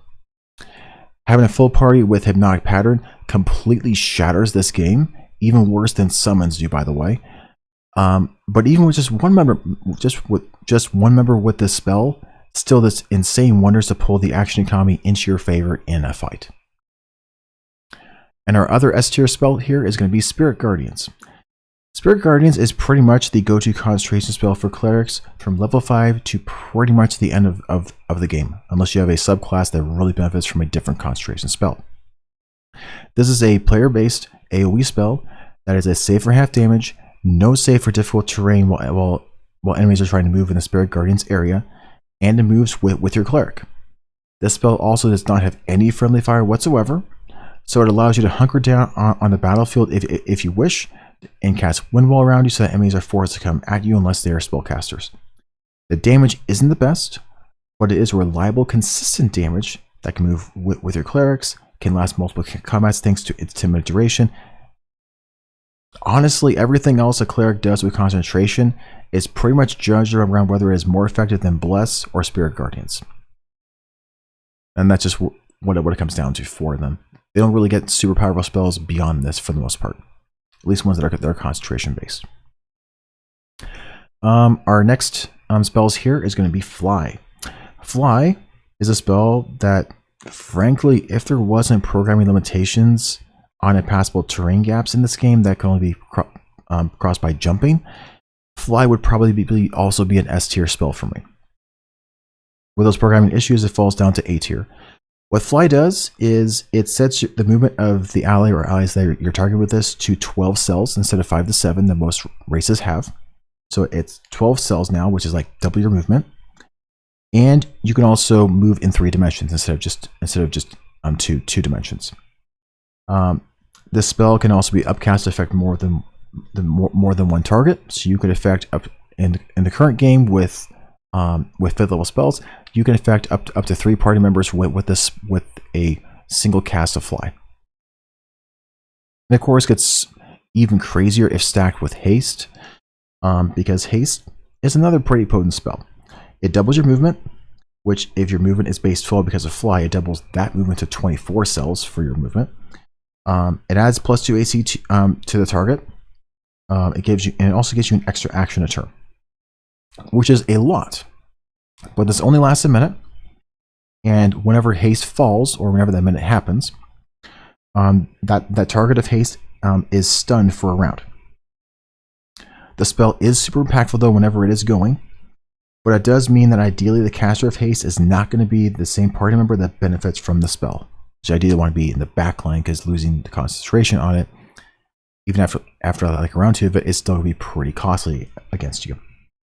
Battle Clerics do have the haste spell, and they can haste themselves if they want as a backline archer to keep up with rangers in attacks per round at level 5, and actually get more attacks than rangers at level 8, getting 3 attacks per round at that point. Although haste cannot be upcast to affect a second target, sorcerers can twin the spell to affect 2 targets with haste instead of just 1. As a concentration spell, it is a hard decision for a sorcerer between a twinned haste spell versus a careful hypnotic pattern for your combat encounters. Feel free to figure out that for yourself and decide as to which one you're going to like more. Our next spell here is going to be Revivify. Revivify is another Dungeons & Dragons staple spell. Like Pen and Paper 5th edition, this spell is going to be costly. Alongside verbal, somatic, and material components, you are going to need a 300 gold diamond in order to cast the spell. If you can't revive your allies, then you lose the combat and it is a game over, having to restart from the last save point. There is a special item that you get in the second dungeon. It's kind of like a MacGuffin for the entire game. Does allow the wearer to cast Revivify as a spell, even if they aren't a caster at all. But that 300 gold diamond is still going to need to be there in someone's inventory in your party in order for the spell to work. As long as you can use your Revivify within 10 rounds of an ally dying, the spell will work. And by the way, there is a pop-up whenever combat ends to say, hey, all right, if people can use Revivify, a pop-up is going to come up right at the end of battle saying, hey, here's people who like to use Revivify. Which person are you going to use to cast the spell? There's an easy pop-up for this. So there's not a ton of stress around this. If it is beyond 10 rounds, you're going to have to use a 5th level Raised Dead spell, which I've had it happen in Cataclysm difficulty before. There was like I was in a enemies had a surprise round on me. All 5 archers focused my wizard. All the attacks were natural 20s, and my wizard died in the first round. And then there was 11 rounds of combat because I was down to 3 people, and so I had to use Raised Dead on my wizard. Sometimes fights can be really swingy.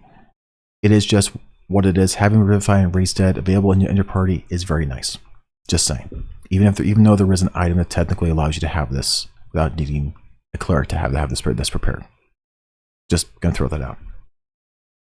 All right, going into B tier spells. Let's start with Beacon of Hope. Beacon of Hope is an okay spell in the right situations. Again, it is a cleric spell using concentration instead of Spirit Guardian, so there is that you need to take into consideration with this spell. The healing, doing the maximum possible, isn't the reason to use this spell. Instead, is the team-wide advantage on Wisdom saving throws, which is the most common debilitating saving throw effect that enemies will often be throwing out at you when it comes to spells and spell effects. As thus, for the most part, the spell really is for the most part, it's going to be you have advantage on spell saves against most enemy spells in the game spell. That is what this is. So if you're facing a bunch of enemy spellcasters and your allies are constantly failing the throws, maybe something like Beacon of Hope will help you out to more easily survive those particular encounters. Our next spell is going to be Bestow Curse. Bestow Curse is a great spell, but its biggest downside is that you have to apply it via a melee spell attack.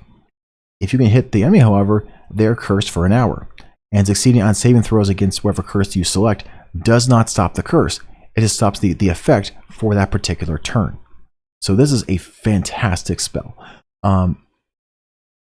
My favorite options is the wisdom save to act on a turn. So if they fail the wisdom save, they just don't do anything that turn, which is great. That is my absolute favorite. And again, if this spell was a ranged spell, then it would be a solid A tier 4-star spell for me. Functionally, this works as a weaker, lower tier version of a 5th level spell called Contagion, which we will get to later in the video, and it is a very strong spell too. Our next spell is Conjure Animal. Conjure Animal is the earliest summon spell in the game right now, and is only available to Rangers at level 9 and Green Mage Wizards at level 5. The 4 summon version and the 1 summon version of the spell is completely terrible, but the 2 Wolves summon is rather powerful actually, having reasonable HP, and they have reasonable attacks too. Not terrible AC for the spell either. And so, in some ways, it feels like a 2-summon version of the Conjure Minor Elementals thing at 4th level spells that has a pretty bonkers 4 creature summon option, frankly. If you're someone that is super enthusiastic about summons in this game and are using summons to thwart the action economy of enemies, make sure to have a Green Mage Wizard in your party so that you can start that action economy shenanigans starting at level 5 instead of level 7. Our next spell is going to be Daylight.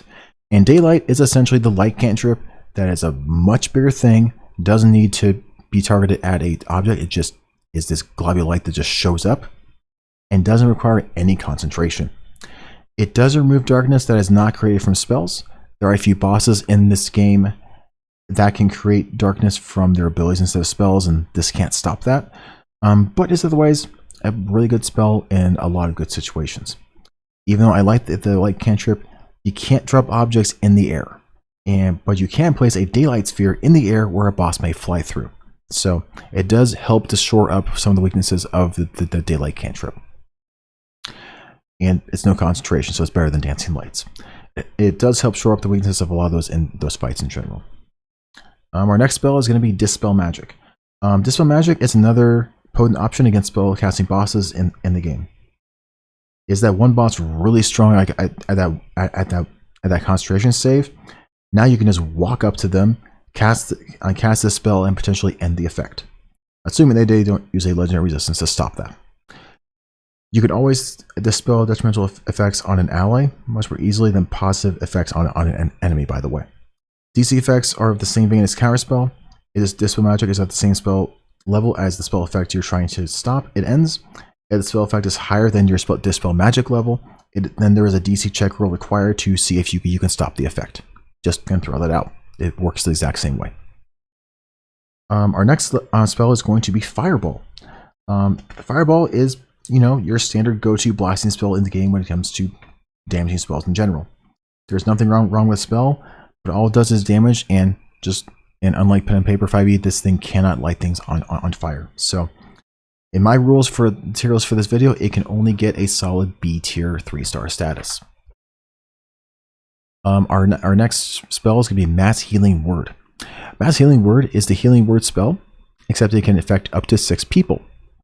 Although there is one point in the game where you can get 2 allies with you and have a temporary 6-person party, it still won't be like Healing Word to bring people up. If multiple allies are down and aren't NPC allies, this can bring most of them up at once. Keep in mind though, NPC allies that go down are automatically dead without saving throws. So keep that in mind, depending upon where you are in the game and what NPCs do you have with you. Some of the NPCs are very, very weak. It is still a bonus action like regular Healing Word, but you need those extra circumstances to in order to be able to have this more valuable than just casting a level 1 Healing Word. Our next spell is going to be Stinking Cloud. And Stinking Cloud is essentially the Fog Cloud spell, but also has the added effect of of enemies potentially not being able to do anything for the next turn if they fail to save. It is effective, but at the same time, it is hard to justify using this when you have things like Hypnotic Pattern that's just so insane at this level.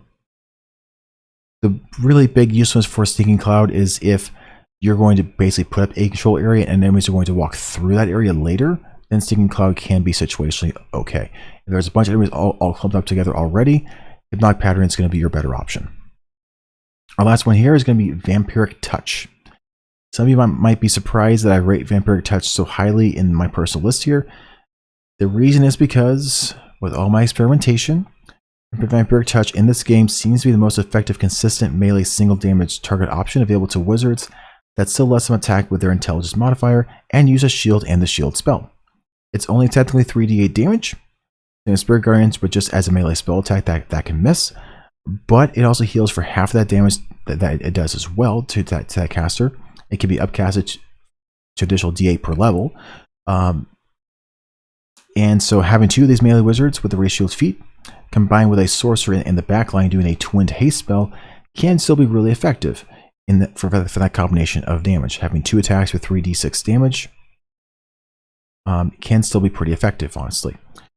Unfortunately, Vampiric Touch is slightly bugged at the moment when upcasting, in that it's only the upcast effect only lasts for one round and then it goes back down to the third level version of Vampiric Touch. Hopefully the developers fix that. But still, right now, a third level of Vampiric Touch that's hasted for a wizard, it's still going to do decent damage. All right. With that said, let's move on to the C tier spells. Our first one here is going to be Create Food. Create Food is an extremely situational spell. Frankly, you need a cleric in your party, but you also can't have a ranger nor a Green Mage wizard, as having the Goodberry spell nullifies, frankly, the usefulness of this spell at all. Still, not having to worry about provisions from level 5 on is still nice to have versus level 2 on. Though having to constantly have one of your clerics save a third level spell slot is going to be painful. I've done these runs before. It's painful.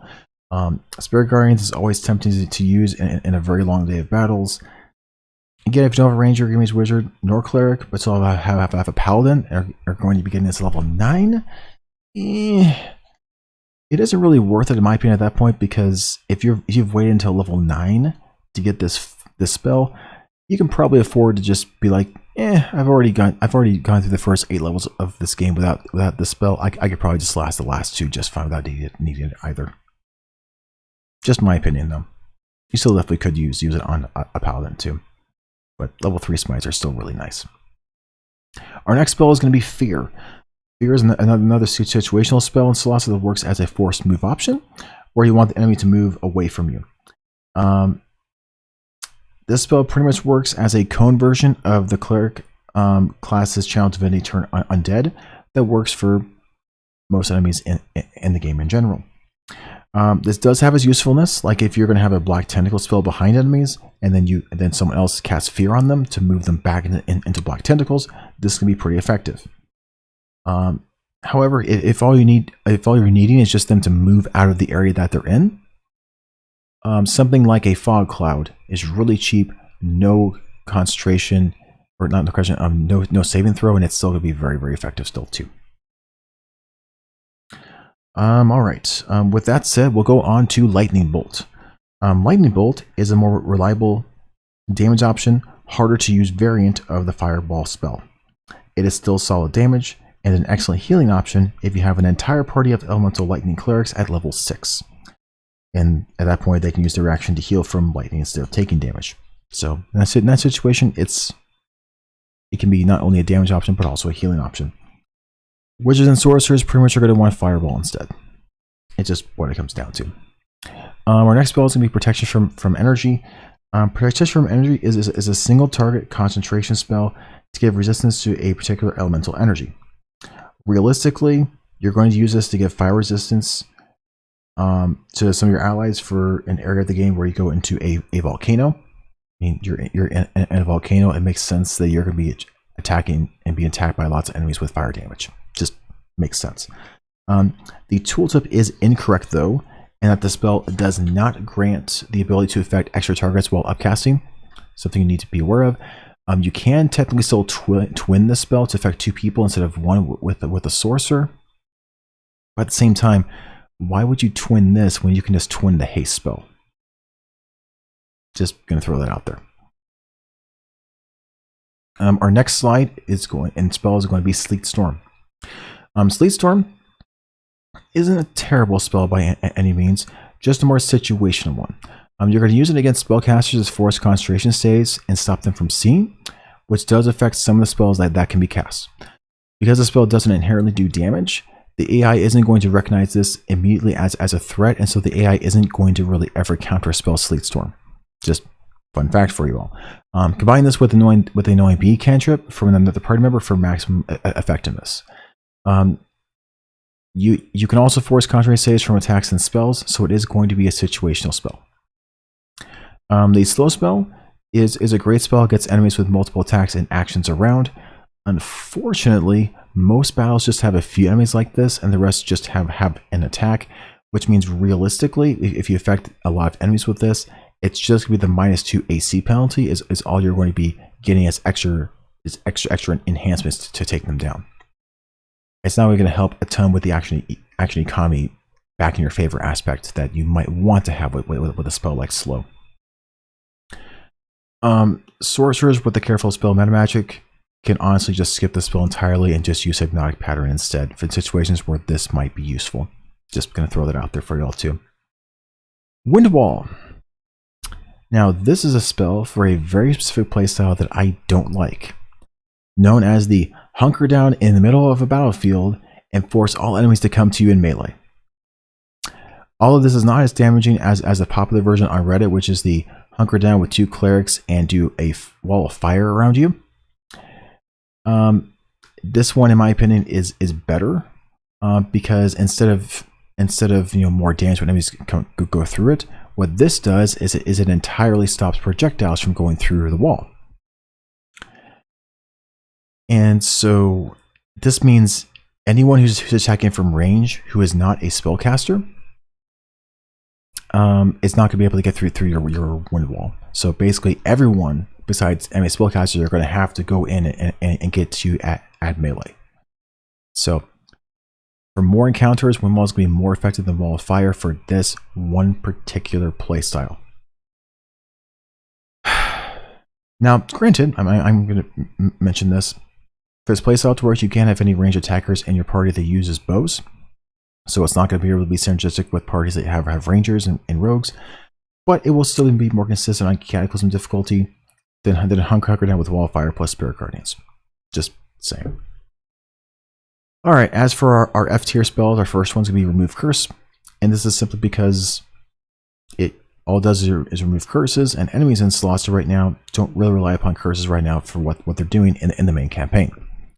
I also think part of this is because Bestow Curse is such a powerful spell, frankly, if you don't know how to get rid of it. And who knows, maybe eventually enemies will start using Bestow Curse a lot more, but right now they aren't doing so. Our other spell here is going to be Tongues. Like the Comprehend Languages ritual earlier, Tongues just isn't useful because knowing languages doesn't impact gameplay in the main campaign. The best thing it allows you to do is to understand the insults that Sorcerers are throwing at you during fights, and you learn what Sorcerers are later on if you actually play the game. You encounter them pretty early on. There is also an item you can get later in the campaign that can let you cast the spell freely without expending spell slots as well. So not really so worthwhile to learn. All right, with level 3 spells covered now, let's go ahead and go through the level 4 spells. And so with that, here's my TLDW for the second level spells available, or 4th level spells available in the game right now. There's not a ton of them, and there could be even less for 5th level, so we are getting towards the end of this section of the video. To start with, we're going to have Black Tentacles, which is a really nasty spell, which is a combination of the Entangle spell and Spirit Guardians in a non-movable form, but it does still have friendly fire, but its restraint is really, really powerful. This combination of damage with that restraint condition makes the spell extremely potent.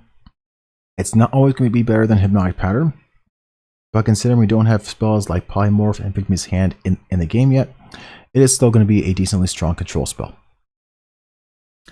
In terms of A tier stuff, freedom of movement gives an ally complete immunity to paralysis and restraint, which can synergize with having black tentacles on the battlefield. Lesser restoration, a second level spell, does cure paralysis, but if you're in a battle where you're constantly getting paralyzed and you lose a fight, you can reload before the battle and cast this on some of your members to make sure that you don't worry about that during the entire battle. For me personally, paralysis and restraint conditions are some of the most annoying conditions in this game. And this is an easy spell as basically just an easy button to push to make sure to not worry about those things in those really annoying fights. Our other really strong spell here is called Greater Invisibility. Greater Invisibility is a spell that rogues dream of having.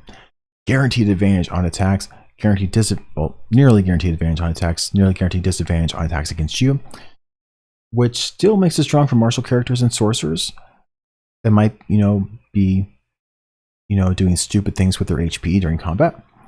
Keep in mind this cannot be upcast to affect more people, but it can be twinned by sorcerers as well. Our next spell in B tier is going to be Conjure Minor Elementals. Conjure Minor Elementals is the strongest summon spell in the game right now, period. Its 4 summon option is extremely potent as meat shields in combat. Now the reason why I only rate this as B tier is for one simple reason.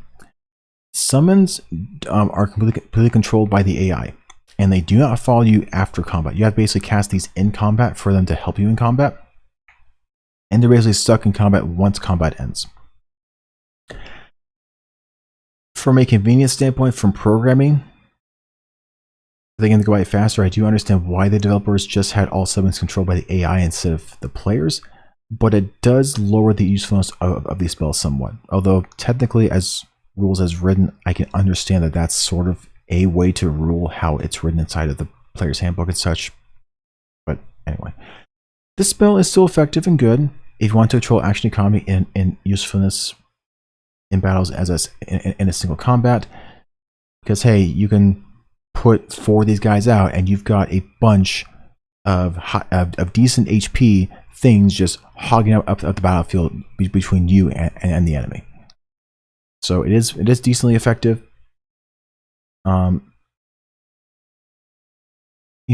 If you want to do something like this instead of having debilitating stuff going on against enemies, this is an option. This is the option for the win stake, and you can summon 4 of these guys. You can summon 2 Fire Jesters, or you can summon 1 Scar and Ghoul. There's a spell that I use to identify these that I'll talk about later on in the video. In my opinion, for the most part, win stakes are going to be your ideal option. When you're in the volcano, a lot of your enemies are going to be feeling fire damage. So if what you're wanting is your summons to basically just distract enemies while you actually deal with them, the 2 Fire Jester option is an okay option for that as well. It's basically, if you do the Fire Jesters, it's basically just the Conjure Animal spell version, but upcast to 4th level, and you're giving those effective enemies effective summons fire immunity too. I don't recommend getting the one summon variant of this, but it is better than a different 4th level summon that I'll talk about in just a moment. In terms of other spells, Dimension Door is probably the best single turn mobility spell in Solasta right now. Yeah, you can technically cast Fly, and you can get as far in just your movement, but this spell lets you bring someone with you as part of the spell.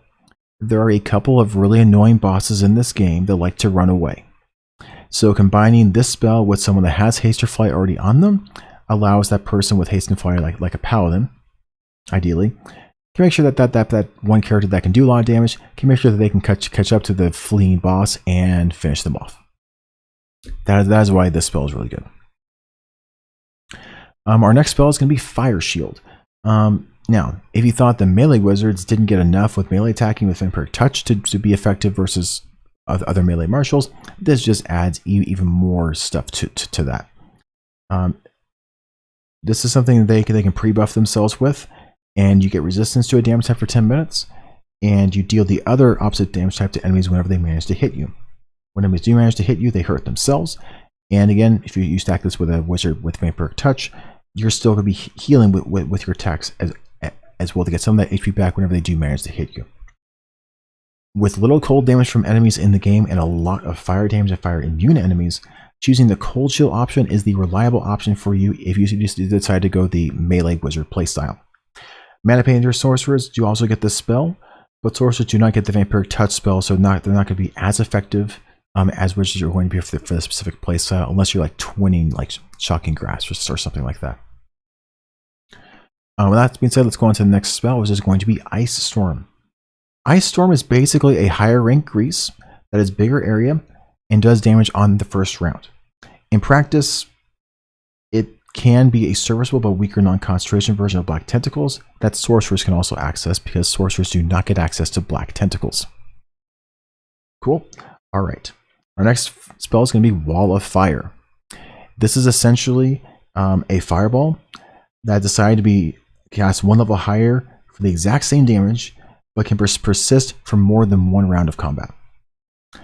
For Clerics with access to this spell, it is their solid non-player risk AoE damage spell that is consistent for round over round. Although you can technically hunker down with this spell on Spirit Guardians, hunkering down with Windwall plus Spirit Guardians is going to be more effective, just as a friendly FYI to you all. Alright, now going into the C tier spells, we're going to start with Banishment.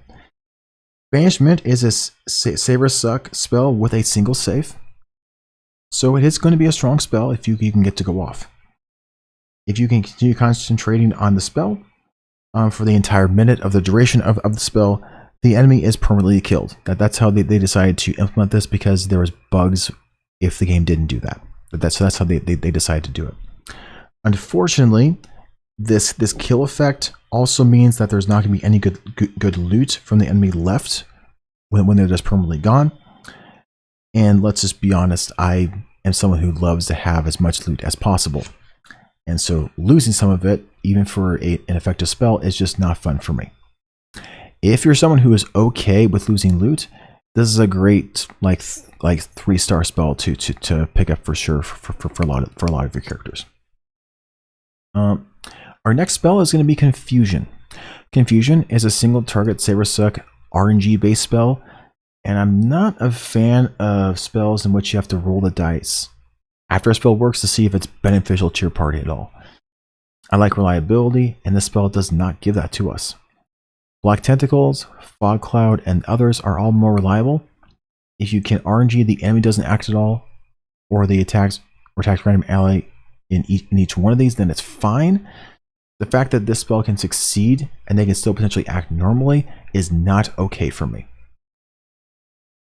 The next spell is going to be Death Ward.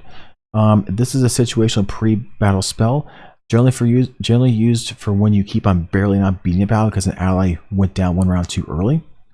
When you are struck on a battle, especially when there were clerics left with spells left whenever you lost, this is potentially a way to pre-buff some of your enemies that are getting attacked, or allies that are getting attacked more often in the battle, to more easily win the battle.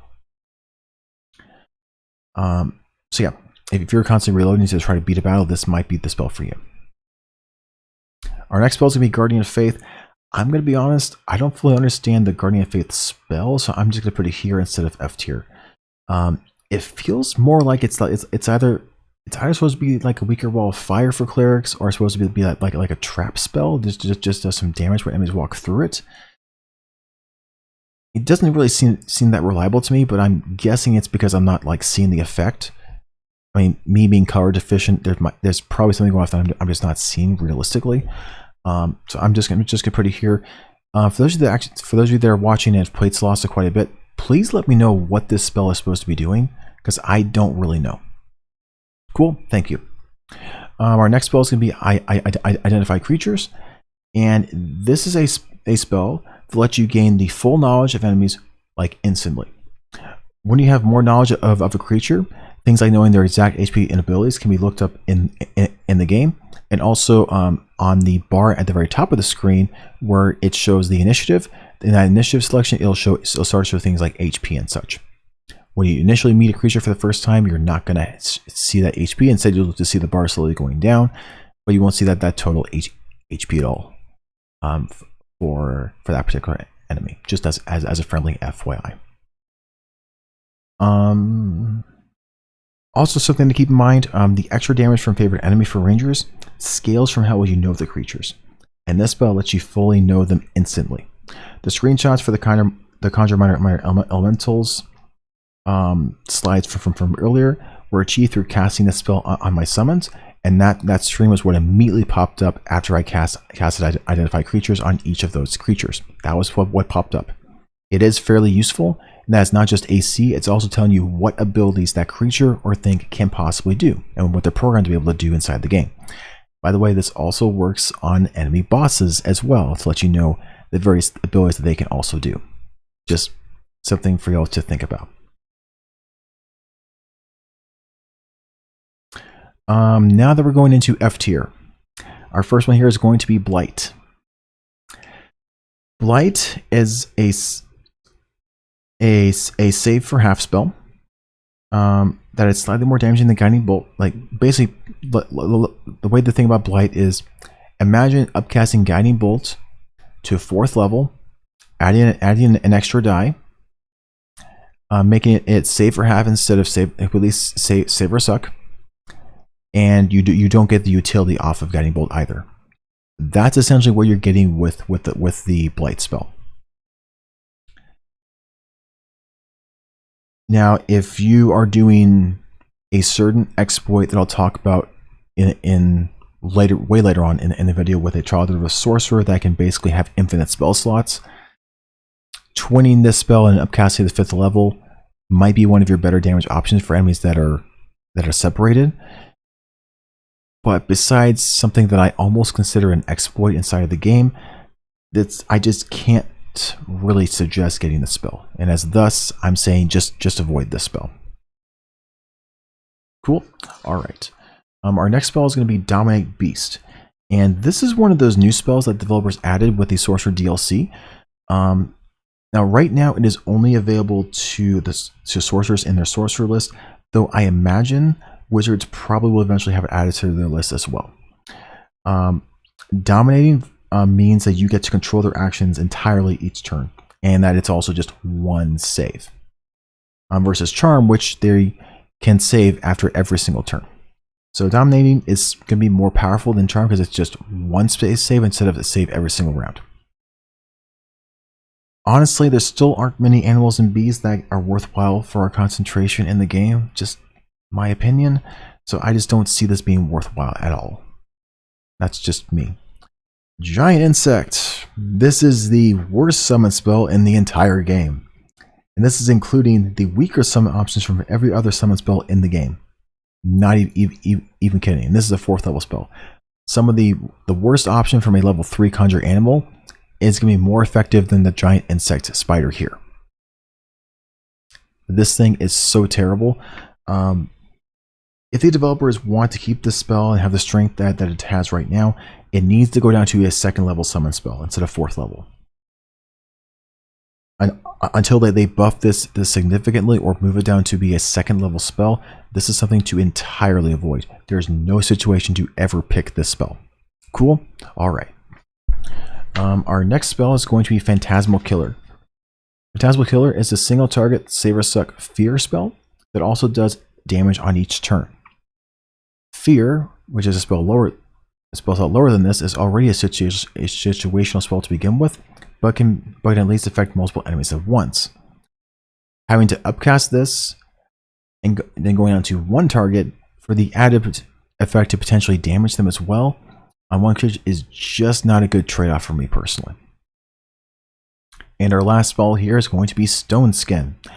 Stone Skin is a costly concentration spell. Using a 100 gold diamond to cast a spell to get resistance to non-magical attacks is a decent trade, honestly. It's basically a barbarian's rage on a barbarian, but it requires concentration, which really sucks.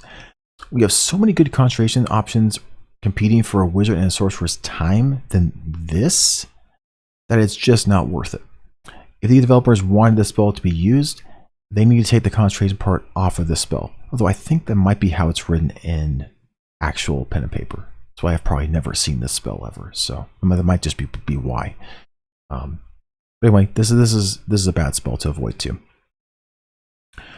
Okay, with that said, let's get to our final tier spells, the level 5 spells. Currently the best spells or the highest level spells that we can get in the game right now. And here is my TLDW slide for these 5th level spells. And with that, we're going to start with Mind Twist. When it comes to the most powerful spells in the game right now, I don't think anything comes close to this spell. It has a player-based AoE, intelligence-based save spell, which is arguably more reliable right off the bat. That is a Saber Suck stun, save for half damage, and it's 10d4, so this is already reliable damage. That also does not have friendly fire either. Child of Rift Sorcerers with their infinite spell slots, level 9+, can abuse this the most by doing Mind Twist every single round with their infinite spell slots, basically. But even regular Wizards and Sorcerers can still find insane value just from casting this once or twice during a combat. Going into emissive enemies and stunning like 2/3 of them, even on Cataclysm difficulty, that is an insane like swing in terms of action economy for your party. It is great, very effective. I love this spell. Basically, if you're a subclass can learn this spell, this is your immediate priority when you get to level 5 spells. This is the first thing that you learn. Cool? All right. When it comes to B tier, our B tier one is going to be Contagion. Contagion is the stronger version of Bestow Curse with even more detrimental effects than what Bestow Curse is doing for you. The best options, in my opinion, of the ones that are available are Flesh Rot, making an enemy vulnerable to all damage, and Slimy Doom, making an enemy stunned until the end of their next turn when they take any damage. Slimy Doom is the best option to burn legendary resistances off an annoying boss, while Flesh Rot is going to be the best way for your paladin to have a supernova damage round. If a paladin happens to crit an enemy that is vulnerable with Flesh Rot at this level, all their damage that they're doing is now going to be doing quadruple damage. Only because it is a single target, and it is because it is melee, is why I have it A instead of S tier with Mind Twist.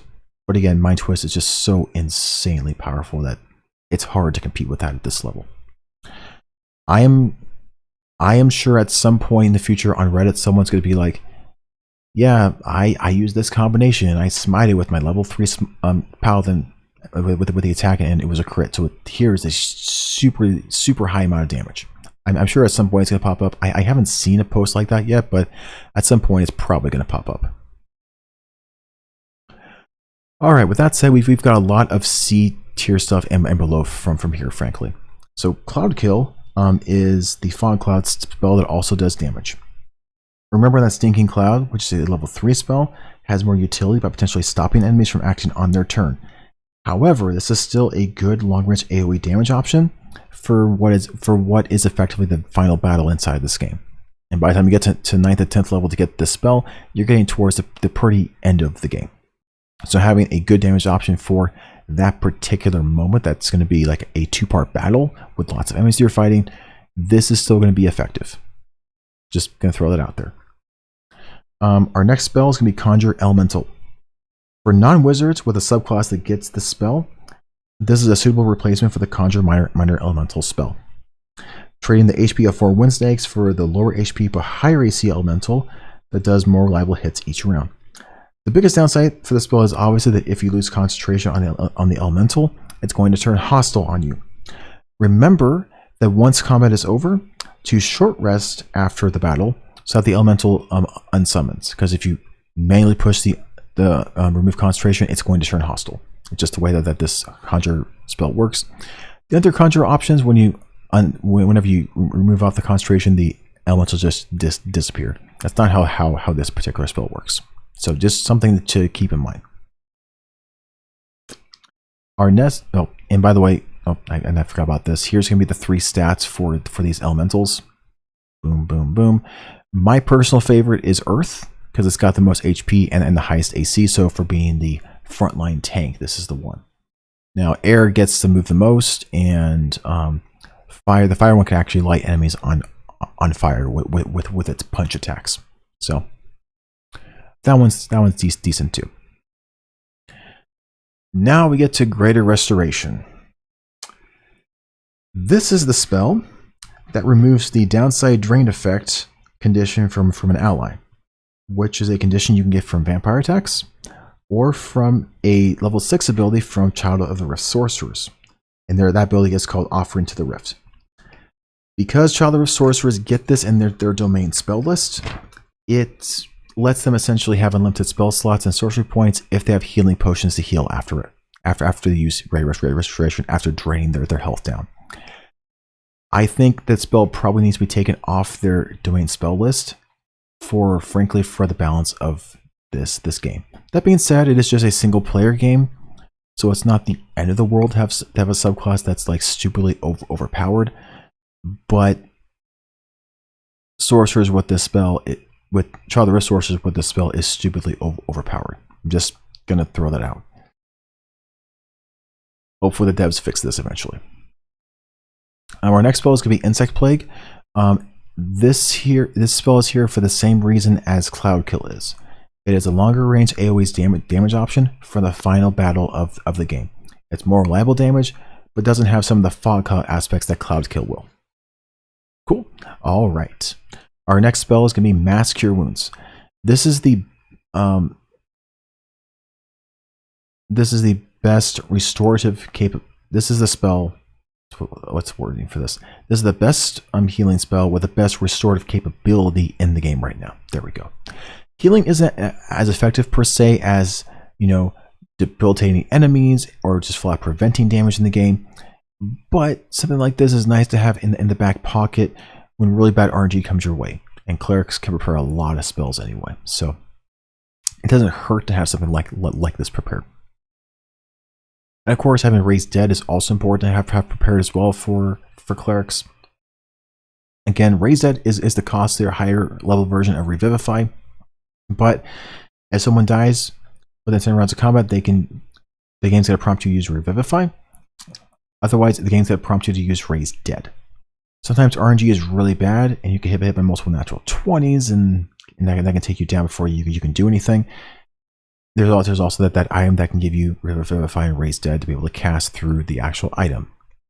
Also keep in mind, Clerics can also have scrolls of Revivify and Raise Dead if you don't want to have these spells prepared either. But it is important to have something like this available when those situations happen. Alright, with that said, let's go into the more situational stuff, which is, we're going to start with Cone of Cold. Cone of Cold is a cone variant of a upcasted level 5 fireball that does slightly more damage and is a slightly different damage type. For wizards and sorcerers, it's gonna be a hard sell to say whether this is better than the damage and utility that Mind Twist can bring.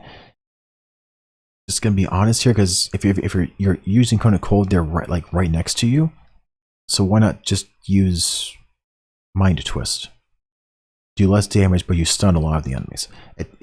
It's going to be hard to justify it, frankly, at least for me. I know some people really like it, that are just about damage numbers, and so for them, sure, it is a decent damage option at this level. Assuming that you hit multiple people anyway. Dominate Person is a single target save or suck spell that only affects a single target. It's just like Charm Person, but it only gets one save, while Charm Person gets a save every single round. And so the spell still isn't going to affect a ton of things in the game, frankly. And many times just having 1 or 2 rounds of Charm Person is going to be enough, especially if you can't keep your concentration up for very long. Also, yeah, that's basically it. So yeah, it's just for that one save is why you might want to have Dominate Person instead of Charm Person. For our next spell, it's going to be Hold Monster. Hold Monster can be a little more effective in the end game because some enemies can be considered monsters. This is difficult to get the right enemy because some Sorax in the game are considered humanoids, and some are considered monstrosities. So and a lot of the tougher ones are actually the humanoids. So I wish it was programmed more consistently. Just my opinion on the matter, but regardless, if you find a monster that you really want burst down quickly, this is going to be a decent spell. because you basically have the paralysis condition on them while this takes effect, which allows your paladins to burst them down much quicker. Yeah, otherwise there might be other spells you might want to do instead, like, you know, if you just care about making sure enemies don't attack the next turn, Mind Twist is still going to be a really effective option. Now, when it comes to F tier stuff, I had to spell evil and good here. Now, I have it ranked low for the same reason that I rank Banishment really low. You have less loot if you use this spell. It's already going to be a costly situational spell, though there are enough elementals at the end of the game that if you're okay with losing your loot, this can be a situational C tier spell. The question is, are you okay with losing loot or not? That's just me. There also are some dungeons that are like completely elementals, and so in those dungeons, but not the dungeons in the custom dungeons that players can make, some of them are like entirely elementals, and those ones, this is a great spell. All right. I think the last spell is going to be Flame Strike. Flame Strike is a cylindrical fireball for clerics that does the exact same damage as a 3rd level fireball, but it costs a 5th level spell slot for clerics. So yeah, pretty much this is going to be a spell that you should be avoiding pretty much at all costs. Just saying. All right, now let's pull this next stack of paper over. All right, so with spells taken care of, with their strengths and weaknesses, let's go through my opinions for some of the classes. Now I'm going to start with clerics, because clerics have some of the most subclasses available to them of all of the classes inside the game. They technically have 9 subclasses actually, even though 3 of them are kind of this exact same subclass. As a full caster, their spell slots per level are what you'd expect there, and there's a chart there on the screen to help you out with that if you're curious, because some of the subclasses in Solasta are a bit different than tabletop. As just for spell preparations, they have the highest number of spells that they have available to them during combat. The mod modifier there in the chart is based upon the wisdom modifier for the cleric. If they have 11 wisdom or less, this is going to be 0. Otherwise, it is whatever your cleric modifier is. For clerics that I usually make in the game, I normally use point buy and use a appropriate race to give them 16 wisdom to start off with. And then I normally take flawless concentration as a feat at level 4, and then at level 8, I will increase my wisdom by 2 and have them sitting at 18 wisdom at the end of the game. This means from levels 1 to 7, my wizard or my clerics anyway are going to have 3 additional spells prepared because of the wisdom, and towards the end of the game, they're going to have an additional 4 spells prepared. Now, what you're going to notice about clerics is that they only have a couple of really strong spells, and a lot of the strength of cleric subclasses is going to come down to their domain spell list. Specifically, the strong spells that are not on the cleric spell list, but are on the domain spell list. Or at least on their domain spell list for the unique spells that they get for their subclass. For the strong spells, clerics get Blessed and Healing Word at level 1. Aid and Restoration are really strong level 2 spells. Obviously, Spirit Guardians and Revivifier are giving you big, huge jumps at level 3. The Bestow Curse is pretty strong as well, and Create Food is decent if you don't have good berry available to you. At level 4, you've only got 4 4th level spell slots, which is really, really restricting on you. Wizards and sorcerers get quite a bit more than this, so it's just something to really keep in mind. And of course, their strongest spell by far is going to be Contagion at 5th level. Nothing was really going to come close to that. To make it easier at a glance between the subclasses, I have a couple of slides here to show the extra spells and cantrips that certain subclasses are going to be able to have that others just won't have in their default cantrip list and spell list. And with 9 subclasses, I've probably missed a couple of these extra spells here. Look, this is like an over 200 slideshow 200 slide slideshow presentation. There's probably going to be things that I've missed in here. I am human. I make mistakes. Cool. All right. With that all said, I'm going to go into the rankings of the 9-ish cleric subclasses. For me, as someone that plays on Cataclysm all the time in this game, Oblivion Cleric is the strongest cleric for my parties. It has an extra ranged attack cantrip, and it is the best utility range cantrip as it can stop the healing of that enemy that it hits for a round. As for unique spells, this cleric does get the sleep spell, which is the best control spell from levels 1 to 2 in the game. Unfortunately, the game really starts at level 2 for combat, so you get less usefulness from this than what you might have otherwise. Because it'll help carry you through the first area, especially because there's 5 combats in that first area of the game. Later on, you'll get Black Tentacles when a cleric spell is at its weakest, which is really, really fantastic, and really can help solidify you as a backline cleric. The biggest feature of the subclass starts right at level 2 with Peaceful Rest. Essentially, with this feature, your party will never be surprised in combat encounters. And the thing is, there are several combat encounters in the game that are tough, but the hardest ones are the ones in which enemies are scripted to have a surprise round on you. And with the Oblivion Cleric, this is no longer the case. Instead of no scripted encounters, it is just a regular normal initiative combat. Instead of them getting an extra round of combat, an extra initiative round instead of whatever. The thing is, on Cataclysm difficulty, enemies have so much insane bonuses to their initiative that even in regular initiative, they're probably going to be going first unless you do a sneak. You manage to get a sneaker around attack on them first. And so if it's a surprise round at Cataclysm difficulty, that realistically means for the most part, the enemies are getting 2 full rounds of attacks on you before you get to do anything. And that can be very deadly on Cataclysm difficulty when they're more likely to hit and they get to do more damage with their hits too. So just something to keep in mind, and why I emphasize this so heavily, even though not everyone on Reddit is going to say so. Alongside that, the other really big thing about the subclass is going to be Mark of Fate. And you get this right at level 8. This is a single target, not movable, non-concentration hunter's mark that gives flat damage per hit for your entire party that hits the target. And you get this power back on every short or long rest, and the flat damage is based upon your wisdom modifier.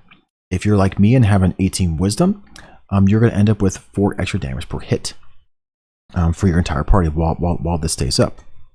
And it's basically going to stay up as long as enemies don't make the saving throw after it's applied. So maybe you only get a couple of rounds with this on the more powerful enemy, but it's still a very effective thing regardless, because it's like Hunter's Mark, but for one target for your entire party, and there's no concentration. So it's very, very potent. So yeah, overall the subclass is a really strong subclass for an Iron Man Cataclysm run. Peaceful Rest makes the hardest battle easier. Chill Touch adds more options to stop the healing of bosses in the game. And the subclass gets Black Tentacles for 4th level spells to get through the gap of spells for clerics at that level when they're at their weakest for spellcasting. And the Mark of Fate at level 8 just adds extra damage to your entire party. Overall, it's one of the best subclasses in the entire game.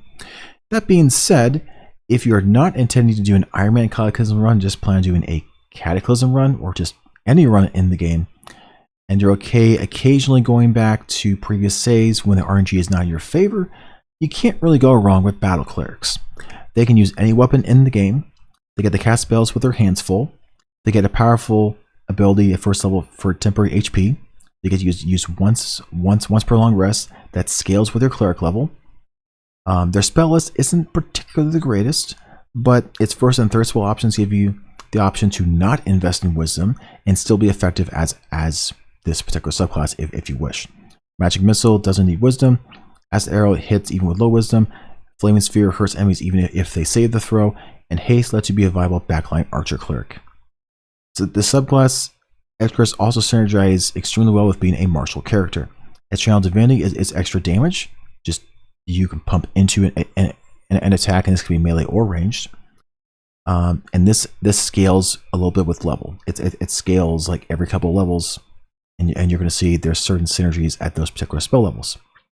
You know, as you started at level 2, you get a boost to level 5 and level 8. There's certain things that happen to those particular levels.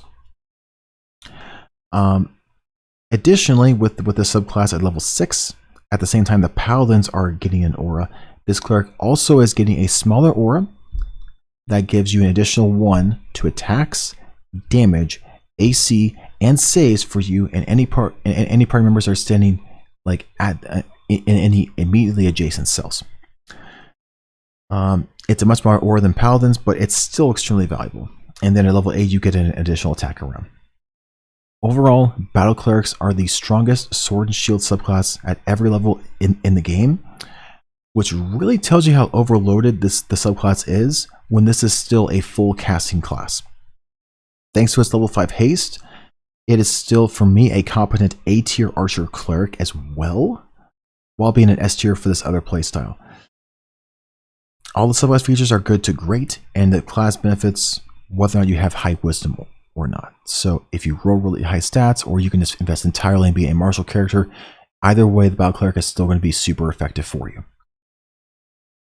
Now beyond those two clerics, we're going into like the A tier clerics, and that's where most of the clerics lie, and I think that is totally fine. Some clerics are going to be your typical strong cleric that you come to expect in Dungeons and Dragons.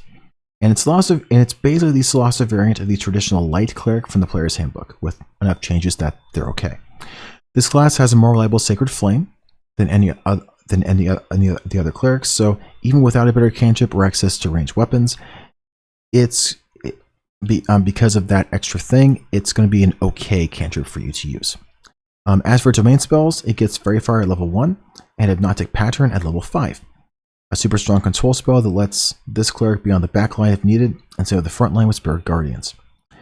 Its level 2 Channel Divinity is essentially an improved Oblivion Cleric's version of this that actually scales by damage and level. And level 6 Channel Divinity is a daylight spell without using a spell slot. Its most powerful ability, however, is Soothing Hand, a bonus action melee power that is essentially a melee cure wounds plus melee lesser restoration, but it's a bonus action, both merged into one, and does not use spell slots. Instead, you can use this a number of times per day based upon your wisdom modifier. Some clerics are an upper tier A tier cleric, in my opinion. They aren't as overloaded as the battle cleric, nor as encounter game changing for your entire party as an Oblivion cleric, but it still brings solid spells and non-spell support utility that many of the other cleric subclasses just cannot compete with. It really comes online at level 6 when they can bonus action melee heal and still cast a spell as a main action, and they add a ton to what the cleric's chassis is already good at in a balanced way.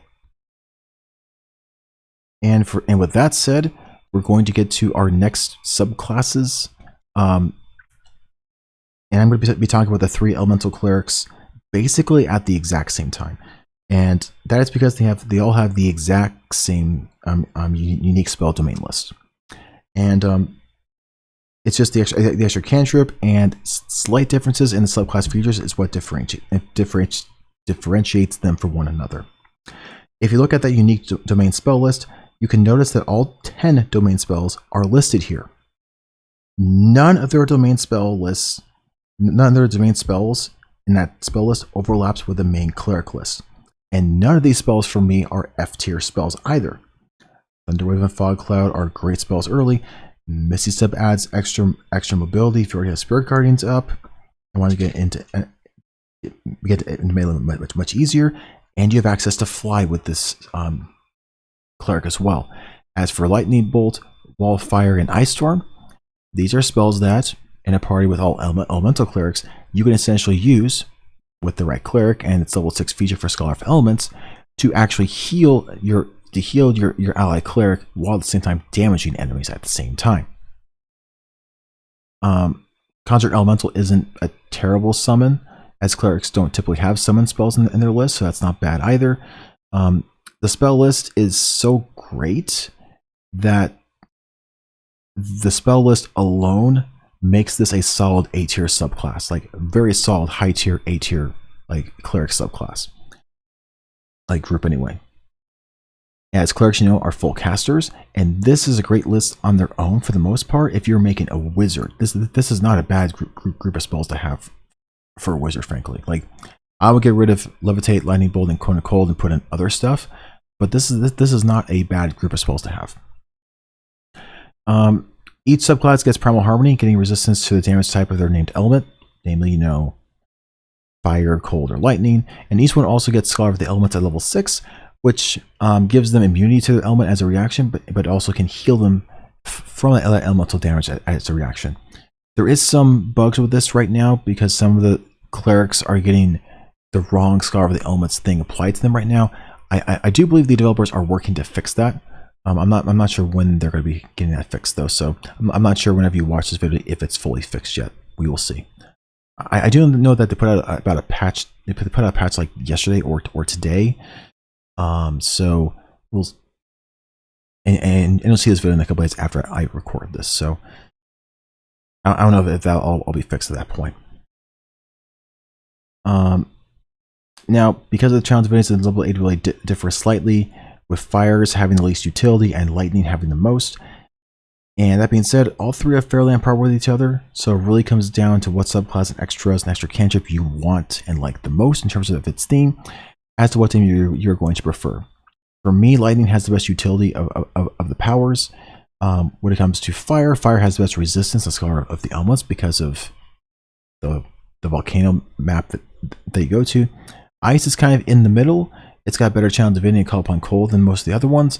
Its Scholar Elements and Primal Harmony really aren't that effective, but it's got the best extra cantrip in my opinion of the three. So they all, in my opinion, are pretty close to one another. It's really just up to you.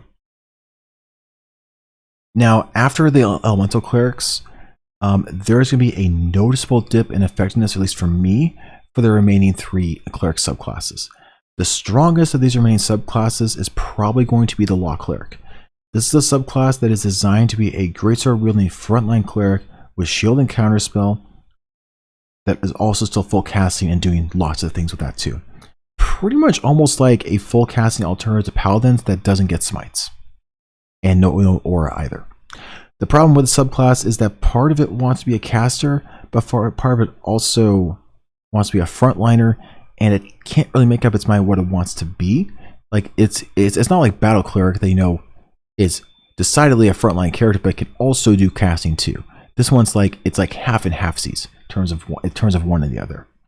Challenge Divinity Holy Retribution, if you're in melee, is a great use of your reaction, and pretty much the closest thing that we have in this game to Sentinel.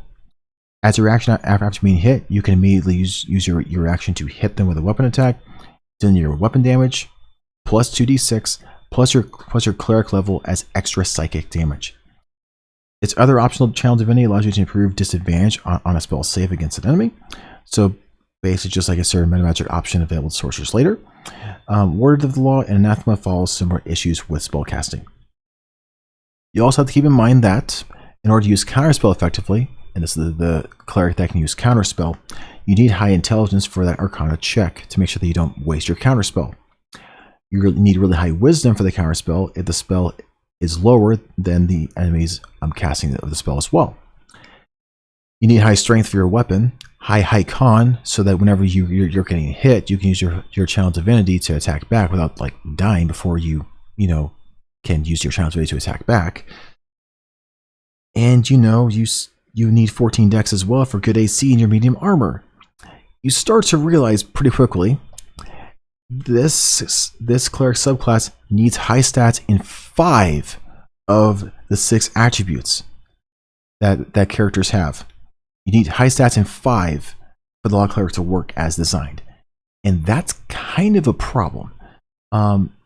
Additionally, you need to be a half-level Lawkeeper Law Cleric to get Arcana proficiency for counterspell and martial proficiency to use the good weapons for being in the front line. Combined with the flawless concentration feat and the follow-up strike feat, so you can cast while you're fighting. This is a subclass that is kind of trying to be everything at once, so it just isn't going to be great at everything it wants to be, unless you're rolling stats and you're rolling really high stats. The Law Cleric is going to have issues, frankly, because of the potential. However, it's got good potential if you can pull that off, or you can, attune to 2 items and just like gimp your early game. Because of all that, I have left it here at A tier. But you are going to have to make decisions about this subclass upon what is most important for you, and you're going to have to ignore parts of the subclass for the rest of them to really excel unless you have really, really high stats to start off with. Overall, it is a great cleric if you can get it rolling, but it's going to be hard to get it rolling, going well. Not easy to pull off. After the Law Cleric, we have the Life Cleric.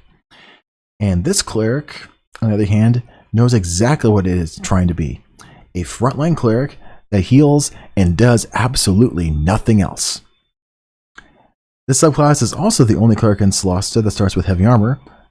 So it is the only cleric that can easily have really high strength, high con, and high wisdom, because you don't need high dexterity because you've got heavy armor.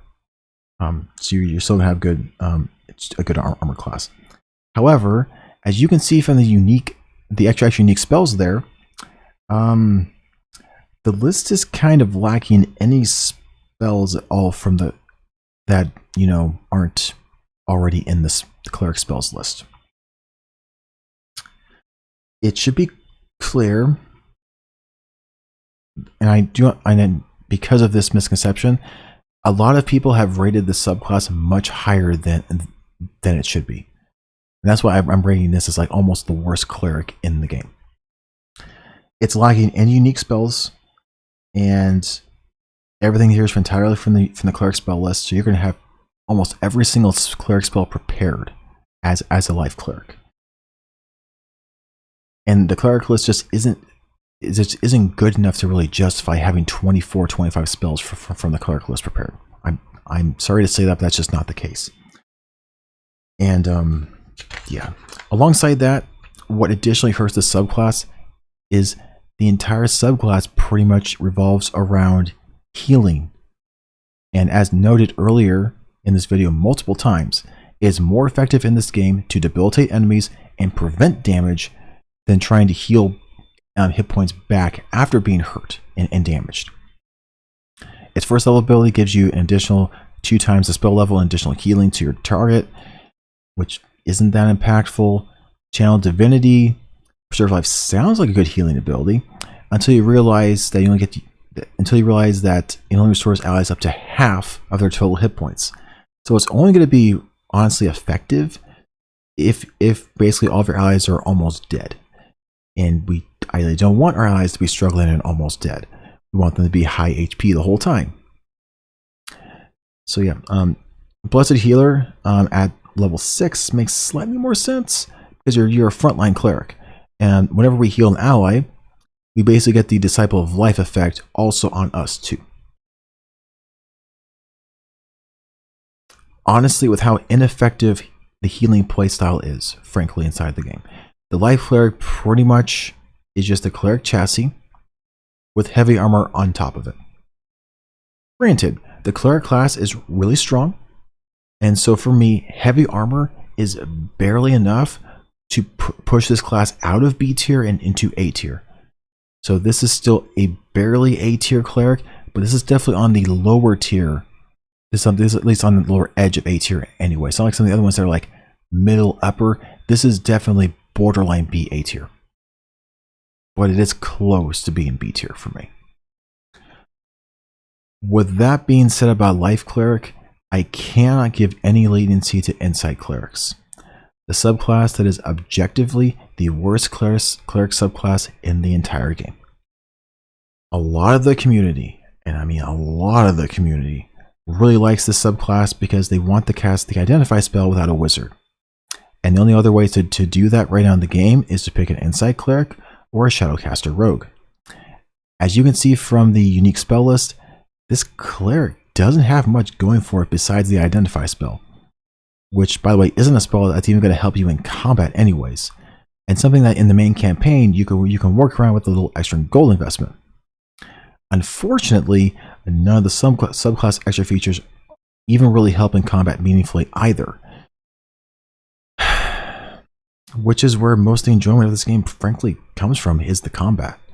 At level 1, we get Divine Intuition for advantage on Arcana, History, and Insight checks, which ultimately translates to advantage on crafting checks in the game, which we don't get Arcana proficiency by default, so we have to be a half-elf or take the academic background to get Arcana proficiency, which limits us again more. Also, in order to do well on these checks, we have to have high intelligence. So we need a headband of intellect to effectively do it, which is more of a late game item for an ability that comes on level 1, which is already there's already some issues with that going on right there.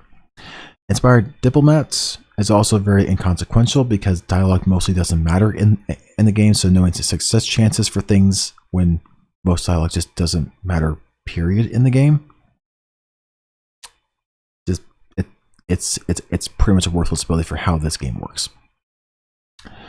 On initial glance, you would think its Channel Divinity foreknowledge would be okay, until you realize its Channel Divinity to have disadvantage against the first attack against the Cleric. Now, technically, yes, it's first attack for 1 minute for each round, but like, it's one attack. It's just one attack, and it costs your entire Channel Divinity to do. That's a really steep cost for something that's just one attack. So this is much more of like a super early game when there's only like 2 or 3 enemies, so it's like, so the disadvantage is almost like the entire round. Once you get later into the game, this is a fairly pointless Channel Divinity. Even the damaged ones are going to basically do a lot more effectiveness for you than what this is going to do. Just saying. Divine Eye level 6 is also fairly pointless, as any cleric with high wisdom can pretty much detect traps at that point in the game. You don't need to be an inside cleric to pull that off. If you want to find hidden doors and objects easier, just go back through an area with the careful sneak button active, and you'll be able to find those things pretty easily. Just go by a couple times, and if there's a hidden thing there, it'll pop up. Let's see. Also, Divine Lore level 8 is even more pointless than the level 6 stuff, unfortunately, because you get to know all languages, which is something that doesn't matter in this game, and can now identify an object 1 time per long rest. This class has the Identify spell at level 1. Why would I need a power at level 8 to use the Identify spell once a day for free? I just don't see the point in this at all. Like, I know I've bashed this subclass a lot, but I feel I need to, because the slots community needs to understand that this subclass is terrible, and to please stop picking it. Outside the Identify spell, it adds no benefits to your party in combat that some other cleric could also just bring as well, and more. And from utility, it just sucks too. Like, even in a full cleric party, I would not recommend picking this subclass. I do get where this cleric subclass is kind of like supposed to be trying to do, but if you really want to be like an ultimate knowledge-y type of cleric and leaning in on that for a full caster, this subclass is not effective. You should be going for a Lore Master Wizard, which is a great wizard, by the way. It just comes on really late in the game, but it is a great wizard as well. And we'll cover them later. Okay, with that said, let's go on to wizards. Compared to clerics, wizards have less spells available to them at any given time, but that is due to the virtue of them of not having any domain spells available. Just the way it is. It is just the base number of spells per level and their intelligence modifier as to how many spells that they can prepare or memorize each day they have access to. That being said, that this is what it is normally. Lore Master Wizards at level 10 do get an additional 4 spells there that they get to repair. They also get 2 more cantrips than a regular wizard at that level, which does make them a lot more versatile, and they get more spells repaired in cantrips than even sorcerers do at level 10. Because sorcerers get a lot more spells too because of some domain stuff later that they added because of Tasha's Cauldron of Everything. Alright. That being said, the wizard spell list overall is the largest of all the spell lists in the game.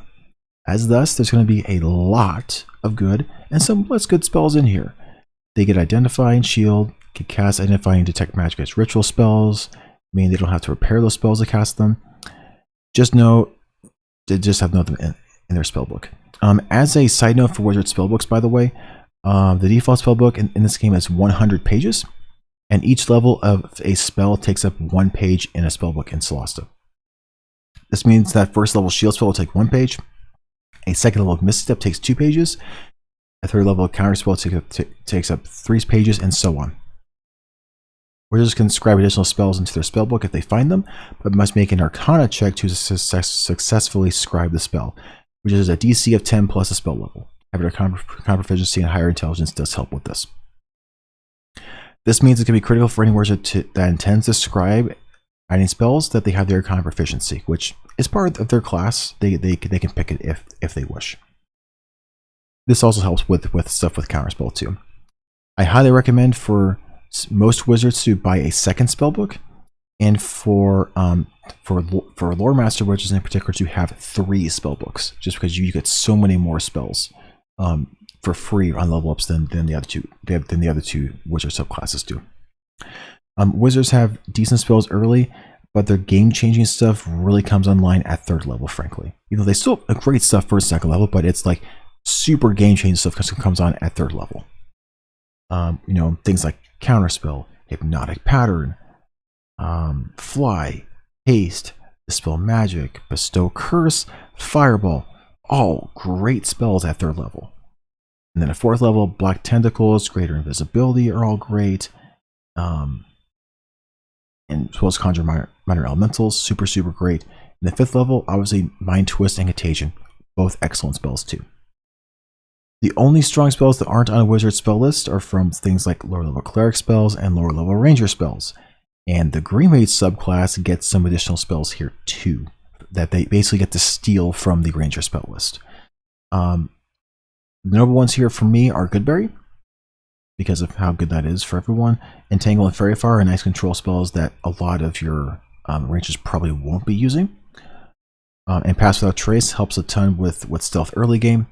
Because of its nerf, it's not quite as OP as it was before, but you can get Pass Without Trace like several levels earlier than rangers would be able to. So if you like Pass Without Trace and want it as early as possible, Green Mages are definitely going to be the way to go. Also keep in mind, for 3rd level spells, because people ignore 3rd level spells from the Green Mage list, Conjure Animal. It's a 2-wolf summons right here. Basically, it's Conjure Minor Elementals 4 wind stakes, but it's just 2 wind snakes instead of 4. And they don't fly. Also, Wind Wall here is also pretty nice if you're going to do a hunker down approach too. When you look at everything that are available to wizards, and you also add in the extra spells that are available to Green Mages, it really helps put Green Mage wizards, for me, into being one of the strongest wizards in the entire game. Alongside their increased spell list, they get light armor proficiency, the archery fighting style, and the ability to craft arrows and bolts.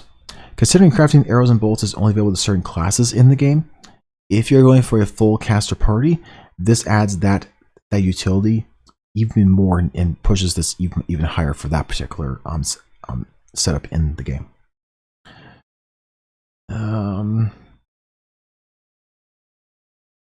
Yeah, the level 6 and 10 features, frankly, just aren't that important for the subclass.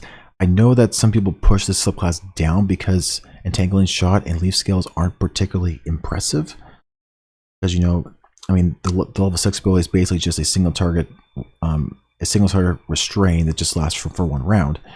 And the level 10 Leaf Scales is basically just the rogue class's evasion ability. We already have we already have the shield spell. So very more situational things, but they're still not the worst things in the world. They still can affect things in combat. It's not like inside Clerics that like nothing affects combat. So it still is nice to have something. It's not really necessary though. The extra proficiencies, the extra spells that you get as a Green Mage, like make your class just better. And it helps strengthen when wizards are typically the weakest, which is going to be the early game. And additionally, we know with this subclass, you can avoid needing a rogue and a ranger in your party because of the stuff that you're getting from it. You get light armor to strive easier. You get entangle for a strong early game control concentration spell, and you get Conjure Animal, a summon spell 2 levels earlier than other wizards. The only struggle with this wizard, frankly, is that you've got so many insane spells, it's going to be hard to choose between them all. So maybe you might want another wizard or a sorcerer in your party to help pick up some of those other spells that you might not be able to because you've got so many insane spells to choose from. That's its only real downside. And for that is why I consider this an S tier wizard. Now, for our next wizard, prior to the Sorcerer DLC, Shock Arcanist wizards were basically the best blasting full casting class inside the game. They have a selection of spells over here called the warfare spells that they get an additional die of additional damage. The way that they word it in the game is that it's just upcast. Spells like these that are damages that are upcast just get an additional die of damage. That's kind of just how it works. As for the actual selection of spells, it's the same as the regular wizards list. Nothing special about that there. Arcane Fury at level 6 lets them add their proficiency and intelligence bonus to the evocation spell list. And Arcane Shock at level 10 lets them ensure they're doing above average damage with their spells. So it does similar things to what Meta Magic is kind of doing, but it's a once a day thing instead of multiple times a day thing. But you essentially affect multiple spells with just this one activation. At first glance, subclass is fine. You get the entire wizard list and get to do a little bit more damage with some of them. Then again, this is thematically appropriate as well for how many of the sorcerer subclasses work. And sorcerers also get meta magic to really transform their subclasses and their spells further. From a straight one-to-one damage perspective, Shock Arcanists beat 2/3 of the sorcerer subclasses in the damage department, but doesn't get to transform their spells in any meaningful way like sorcerers can. Before this, the Sorcerer DLC, I thought this class was great, but now I honestly prefer a lot of these sorcerer subclasses to this one. It still works, it's still functional, it's still a solid A tier class. But when all your class does and is noble for is just doing extra damage on top of your class, it's eventually going to get outscaled by more classes and things added to the game. And there already is one of the sorcerer classes that at level 9 does outscale this one. So it is something you definitely have to think about. This is still a great class, nothing wrong with it. And you still get ritual casting versus just not having that for a sorcerer. But if what you're about is a full caster damage class, a lot of your sorcerers are going to beat this in situational times, and especially at level 9 plus for one of the particular subclasses. Cool. All right, let's move on. Now, now saying, if Shock Arcanists are already outscaled by one of the subclasses for damage, then why is there still a third subclass of wizards below them? Well, in my opinion, it just comes down to how late the Lore Master's wizard basically comes online. It takes until level 10 when they become really online, which is kind of unfortunate. This subclass doesn't get any extra spells, doesn't do any extra damage with their spells. So what does the subclass actually have?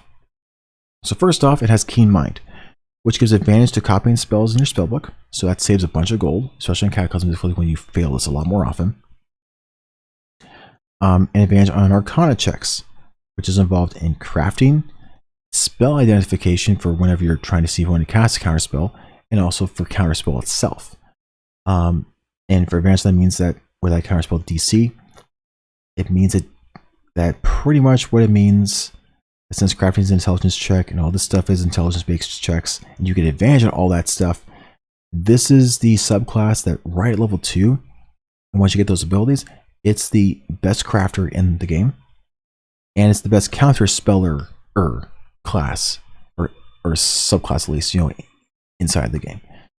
Additionally, starting at level 6, you start learning 3 free spells a level instead of just the 2 free spells a level that regular wizards get. This is part of the reason why it's important to have 3 spell books instead of 2 for this particular wizard. And because of that, we don't have to be needy, we don't have to be choosy in terms of what spells we want to learn. It gets to the point that every good spell we can basically learn for free from leveling up as this particular wizard. You don't have to be searching for different spell scrolls to try to find some of the better ones. You're still going to look for some to get some of the lower, like like first and second level spells, but third to fifth, you can just use your leveling up to get those good spells instead of having to search for them. So it's very, very nice. The big thing though is that subclass really comes live at level 10. I wish it came live earlier, but unfortunately we have to wait until level 10 to get arcane lore. At this point, you know, we get 3 cantrips instead of just 1. Kind of impactful, but not too much. The big thing for us is that we can now use our proficiency bonus to add to our spells that we prepare each day, which at this point means that we get an additional 4 more spells. And that's impactful. That is really impactful. As noted earlier in the video, like it really adds to the amount of spells that we can have each day. Instead of like 14, we have 18 now. Or if you have max intelligence, it's 19 instead of 15. So it is still fairly impactful. It's almost like 20. What is that? 5, 15, 12. It's like it is still a very impactful thing.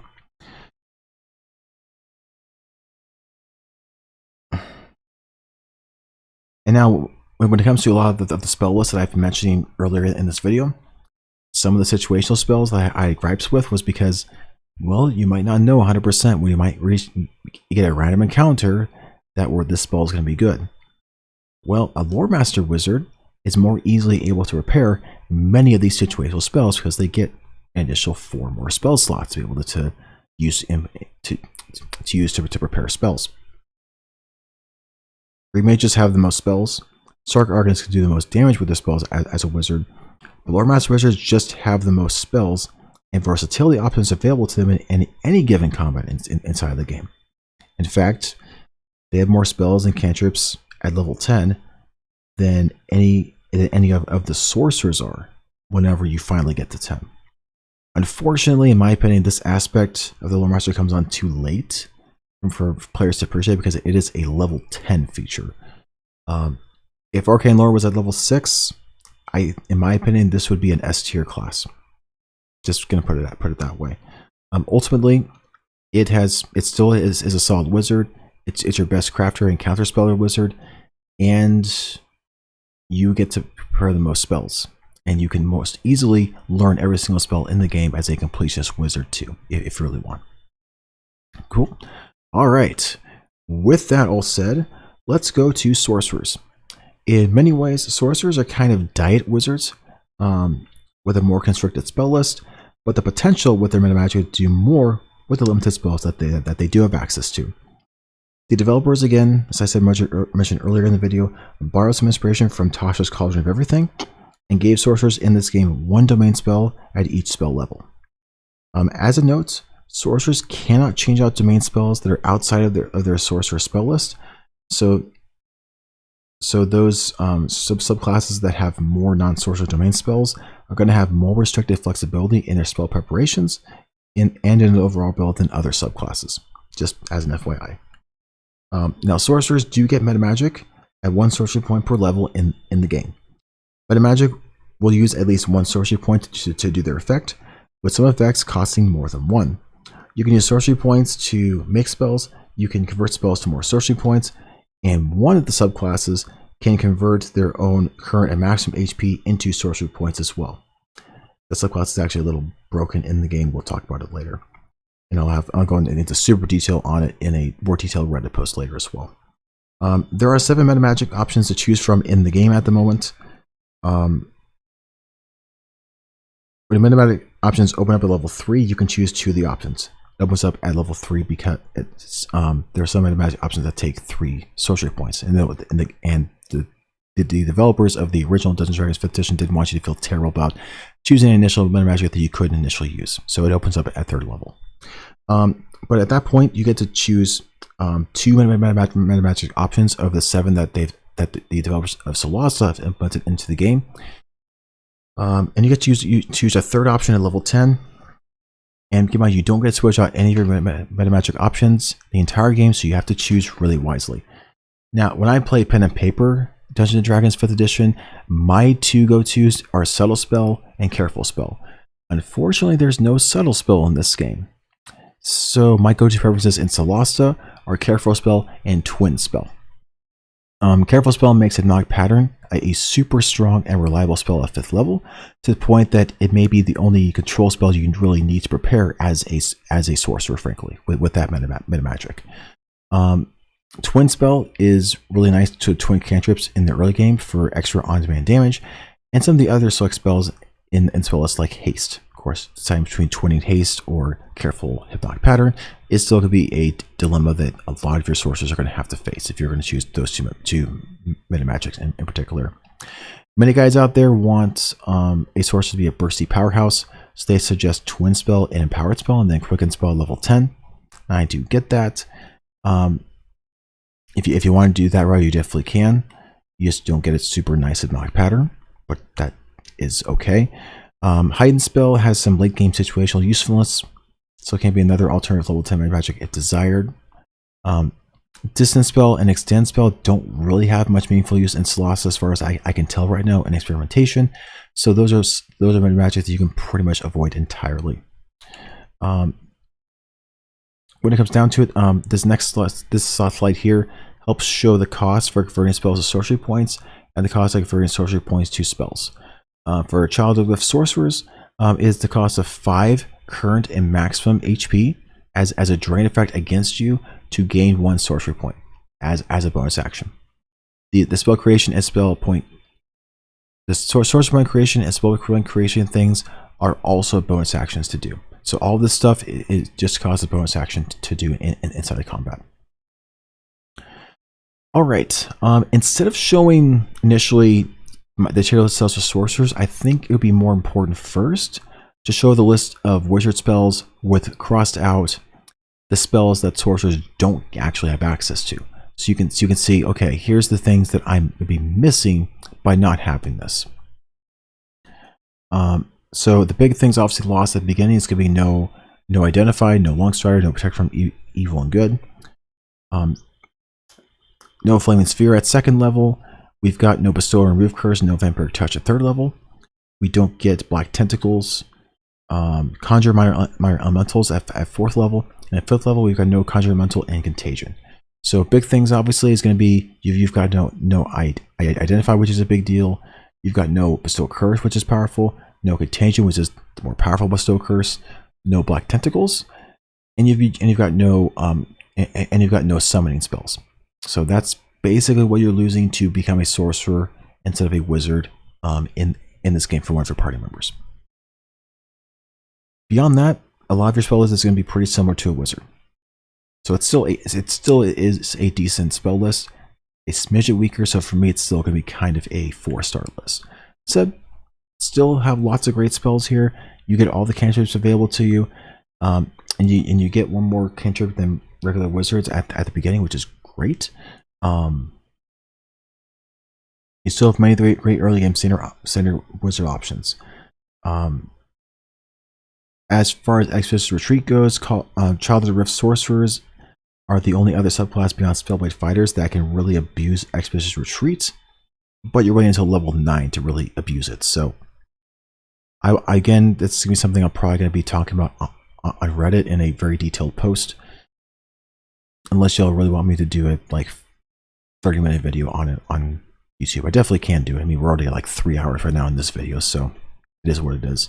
For later game options, in my opinion, Hypnotic Pattern and Haste are crucial for sorcerers, in my opinion. If you want a support / controller sorcerer, otherwise damage options for blasting are totally fine. So yeah, there's still lots of great options. Mind Twist, still awesome, still great, and available too. Just no Contagion. As for the domain spell stuff, remember each of the sorcerer subclasses get 5 domain spells, 1 at each level. This first slide it has spells that are going to show you if they are starred / green, they are spells that are outside of the main sorcerer spell list, which also means these are spells that cannot be changed out on level up. These are spells you're stuck with for the entire game. The Draconic list is all sorcerer spells. but most of them are pretty powerful, frankly. You may not necessarily really need to change them up because they're all S and A tier spells for my personal tier list, anyway, for spells. The Mana Painter has 4 out of 5 spells that you can't change out, which kind of sucks. And one of those is Bark Skin, which really sucks and terrible, and it's pretty much a dead spell. Child of the Rift Sorcerers have 3 spells they can't change out: Guiding Bolt, Aid, and Greater Restoration. Guiding Bolt is a really nice early game option for 20. And then Greater Restoration on the subclass breaks the subclass at level 9. It makes it the most powerful mage in the entire game. So we will get to that. As for subclasses, now this may be a controversial opinion, but overall, in my opinion, for the campaign, the standard Draconic Sorcerer is probably the best one. They have the most flexibility in their spell options because they can replace all 5 of their domain spells if you really want to. I think 4 of the 5 are really good, and Hold Monster you probably want to replace it with Mind Twist instead. But the other 4, they're very solid to keep, or at least the very first 3. You might want to replace Greater Invisibility 2 if it's not for your playstyle in your party. The other 3, it's going to be hard to justify why you would want to replace those. They get Mage Armor built into their subclass, so they start with a 13 AC plus Dex.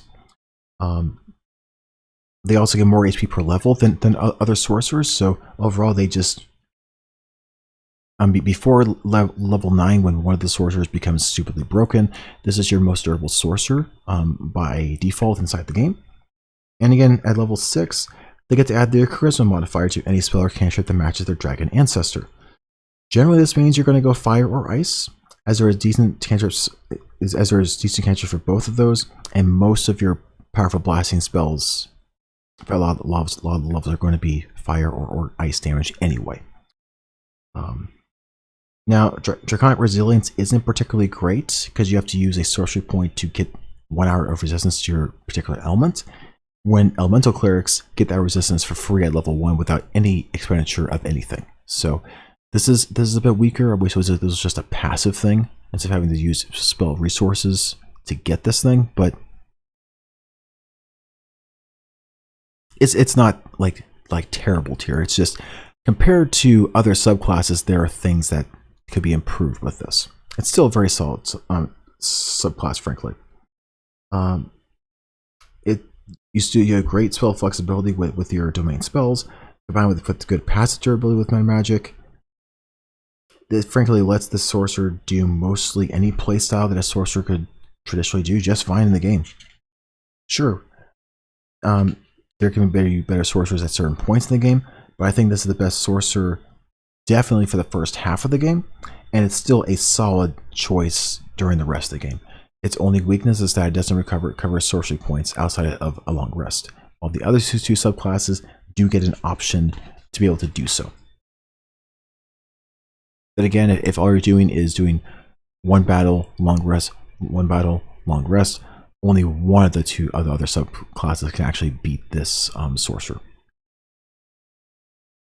Our next one's going to be Mana Painter. Mana Painter sorcerers are the sorcerers that Solasta used to promote the Sorcerer DLC, so it does make sense they wanted them to be strong and easy to adjust to for the player base, especially for those that were used to wizards. They have the most restricted domain spell list, however, with only 1 spell able to be switched out, which is Sleet Storm. Now, their best spell of those 4 that they're forced to by far is Entangle, which is quite synergistic with the Careful spell.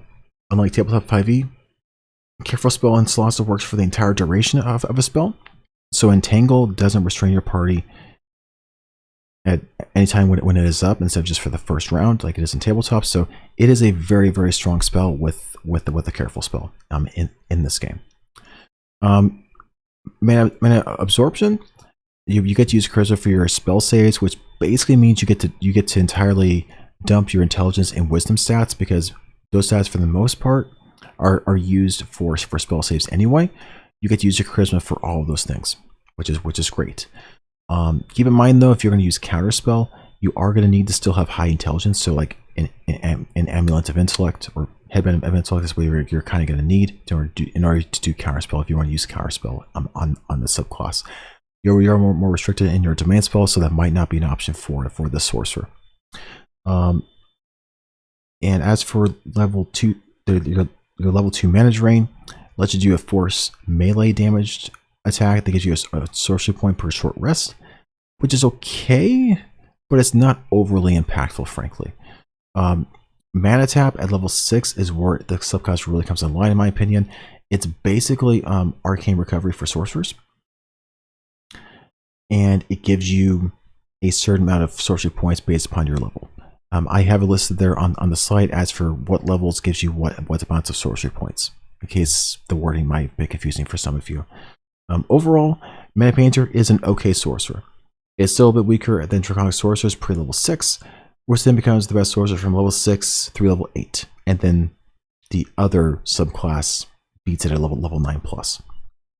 Its melee short rest spam sorcery point recovery thing inclines the subclass to be a melee subclass, but it doesn't have to be.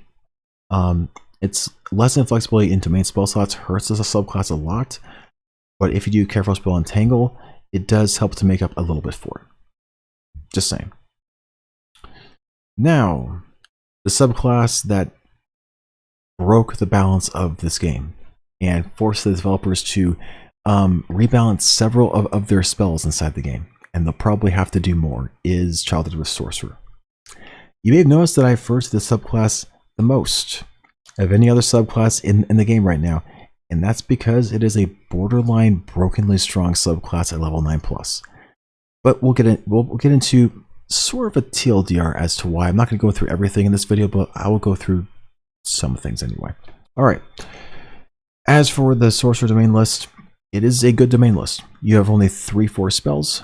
Guiding Bolt is a great early game twin spell option for damage and utility that starts to fall off later on into mid game, but the utility of advantage on attacks when you hit an enemy is still fine.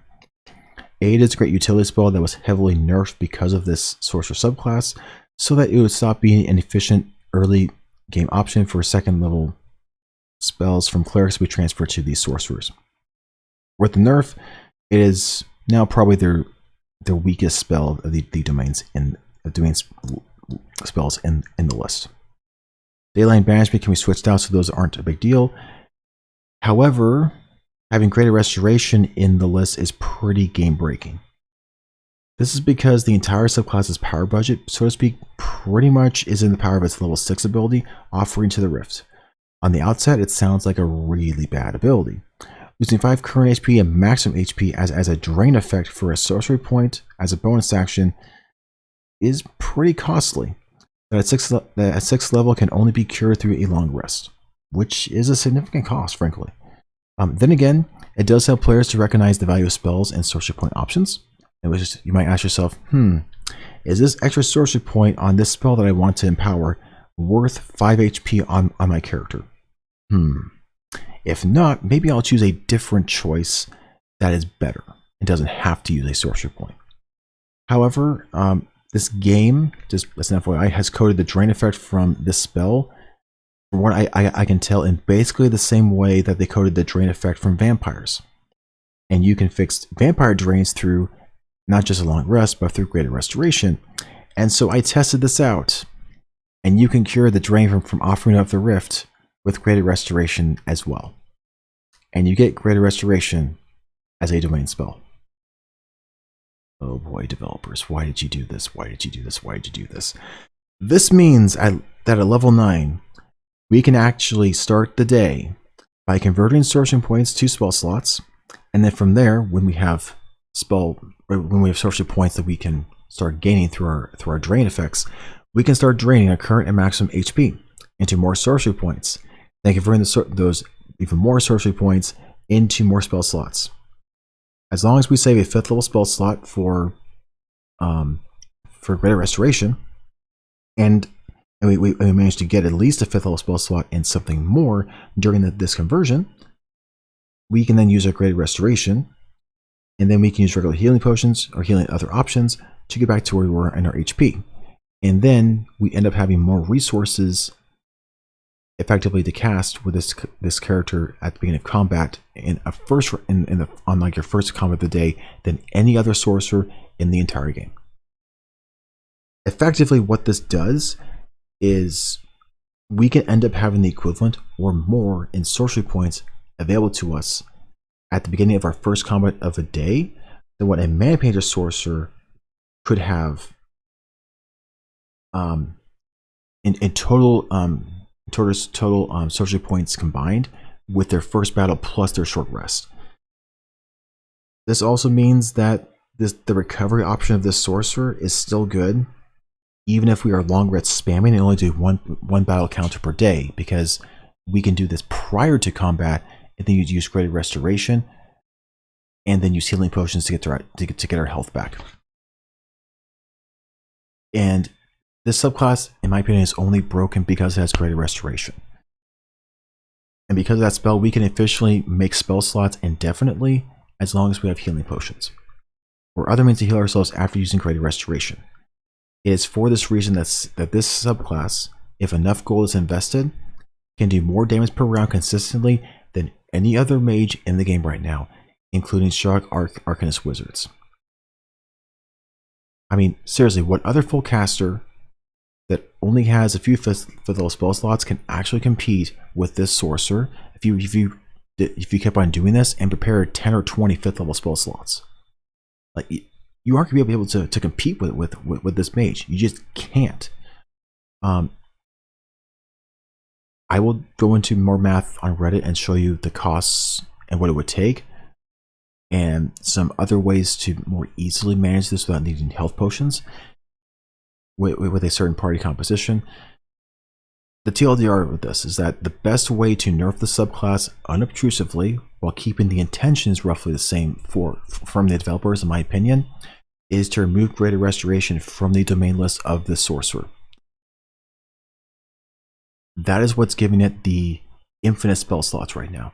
You gotta take it off and make it so that you have to have a cleric use Greater Restoration to fix this drain effect for you instead. Letting your sorcerer fix it yourself is just so mind-boggling broken for the game. All right, hopefully my rant of that is over and y'all didn't get tired of that too much. Here's the TLDW slide for the various full casting classes in the game, according to me and my biases on spells on what the subclasses offer in addition to what their spell lists are. Please see the specific subclass sections again. For these casters, if you want more specific information about why subclasses were put where they were. This is a balance based upon the entire amount of the game. If this was just balanced upon late game stuff, we would additionally have Lore Master Wizards and Child of the Sorcerers at very, very solid S tier ranks as well, just as an FYI. All right, as for martial classes, I'm actually not going to be covering them subclass by subclass in the video. And that's because there's someone else who basically did most of this for all of us several months ago. So they did a really, really great job. So I'm going to link their 4 posts in the description alongside my post on how I've been able to make the Spellblade Fighter work effectively. As if you don't go my route, they're pretty much the worst subclass in the entire game. So go my route, they're good. Don't go my route, they are super awful. But for those of you that are curious and don't want to read the 5 posts of the other 12 subclasses, here's a TLDR slide that is basically my personal rankings based upon those martial classes and how I have modified Spellblades without mods, but just a very different approach to Spellblades than what others have done to make it an effective subclass. And so, in case you all have noticed, I don't like rogues or rangers too much. Just not a fan. Not a fan. Paladins are great. The rest of them aren't. All right. Now, what I'm going to be doing, because I'm not going to go into a deep dive into a lot of the other subclasses, I'm going to have a lot of these slides here for reference. For those of you all that are curious about this, most of this stuff here is mostly going to be for reference purposes. Just as an FYI, a lot of this is going to be available via the PDF as a link below. So you can go ahead and look at these in terms of the various other classes, looking at stuff further. So just feel free to look at that and just look at those things at your own leisure. Okay. With that being said, there's that stuff. We're going to go ahead and continue on. So here at the very end, I'm going to have the TLDW. And this is just what all of the stuff is here. In my personal rankings for all the 27 subclasses. Most of them are actually pretty decent. A couple of them are a little bit overtuned. Lordmaster and Child of the Rift are S tier at level 10. We have to wait until basically then for them to be super overpowered. A lot of the rest of them are A tier whenever they're made properly. And I think that's great. A lot of the martials, it makes sense that they aren't going to be as good as the full casters when we get towards the late game, so it makes sense that they're going to trail off and not be as good. Anyway, with that all said, I'm going to quickly go over my suggested parties, and then we're going to finish the video off pretty soon thereafter as well. My suggested #1 party, the most reliable party that I've done and experimented with, is Primal Paladin, Battle Cleric, Oblivion Cleric, your Mage Wizard. Oblivion Clerics let you not be surprised. Battle Clerics are just really great for basically any casting or non-casting playstyle. Primal Paladins is basically the best paladin. It gives you aura saves against spells. Your Mage Wizards are your overloaded wizards in terms of most spells known and the other things that it allows you to be able to do earlier into the game to survive a little bit easier. If you're wanting to have a bit more fun and using sorcerer stuff, my recommendation is to switch to a Sun Cleric and use a Child of the Rift Sorcerer, because you can abuse the broken stuff with them at level 9 and 10. So that just sounds fun to me. So if I was doing a fun Cataclysm without Iron Man, that's the way that I would go.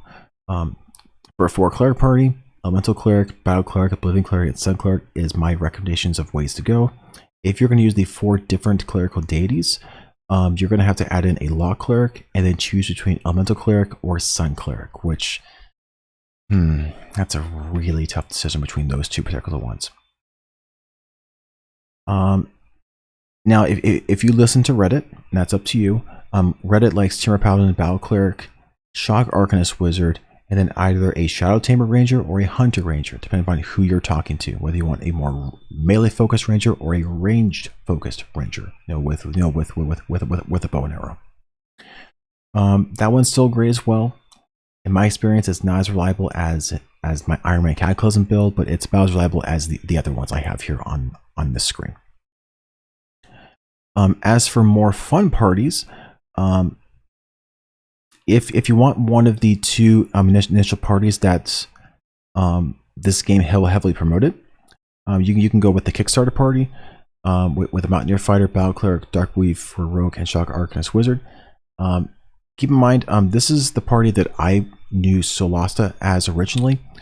This is because I learned about Solasta after I saw initial reactions playthrough of the Kickstarter through a channel called Critical Role, and I saw it and I'm like, that's interesting. I don't like the when I initially saw it, I was like, the combat looks cool. The icons I didn't like because I have color deficiencies obviously, and some of those icons I was like, I can't tell the difference between these different icons. Hopefully they change them so I can actually tolerate playing the game. And obviously they've changed the icons for a lot of the spells so that they're more differentiated, so that for someone like me who has some difficulty seeing differences between some colors can still enjoy playing this game a lot. So, and because they had like written backstory for those four things, I'm actually going to have the next 4 slides just showing like how much written backstory they wrote for these initial 4 characters. You can't actually make the backstories as long as you could back then. It's just something fun for historical purposes. For the release of the recent Sorcerer DLC, if you look at the icons closely in terms of what the classes are kind of being promoted, it is a Primal Paladin, Shadow Tamer Rogue, Mana Painter Sorcerer, and Shock Arcanist Wizard are the ones that are promoted in that Sorcerer DLC post. And that's actually a solid party. You don't have a Cleric, but it's a solid party nonetheless.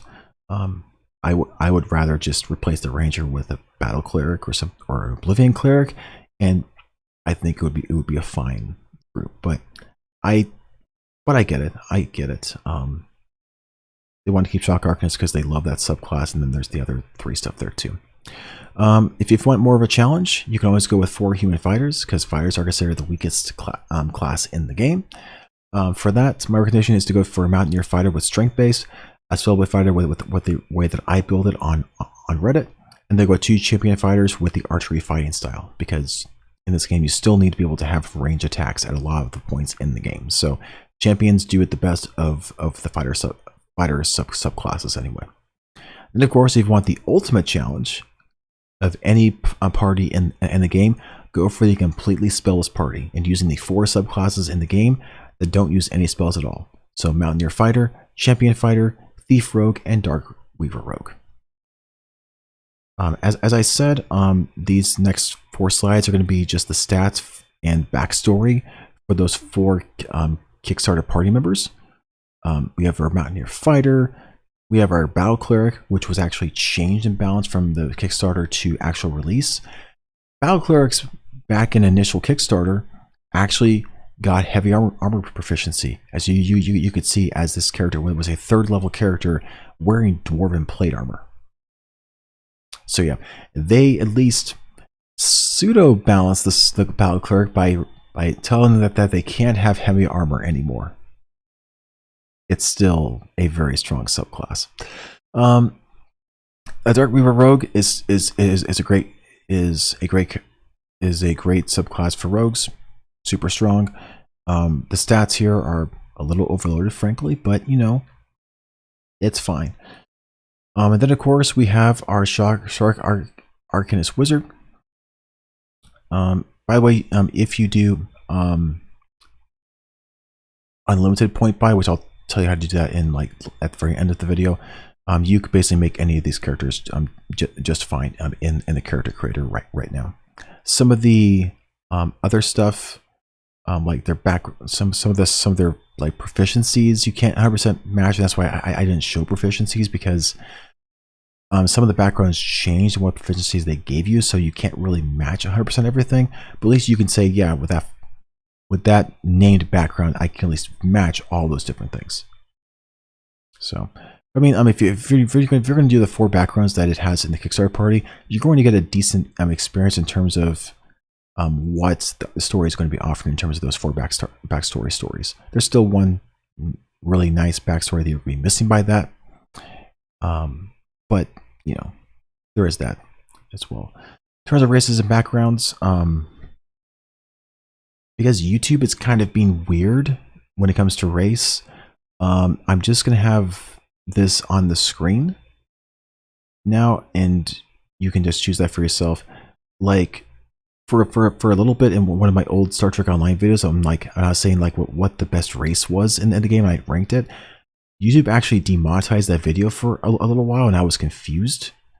And I was just talking about a video game, so I'm actually not going to say specific races. I'm just going to say, here's the slide, and there's those things there.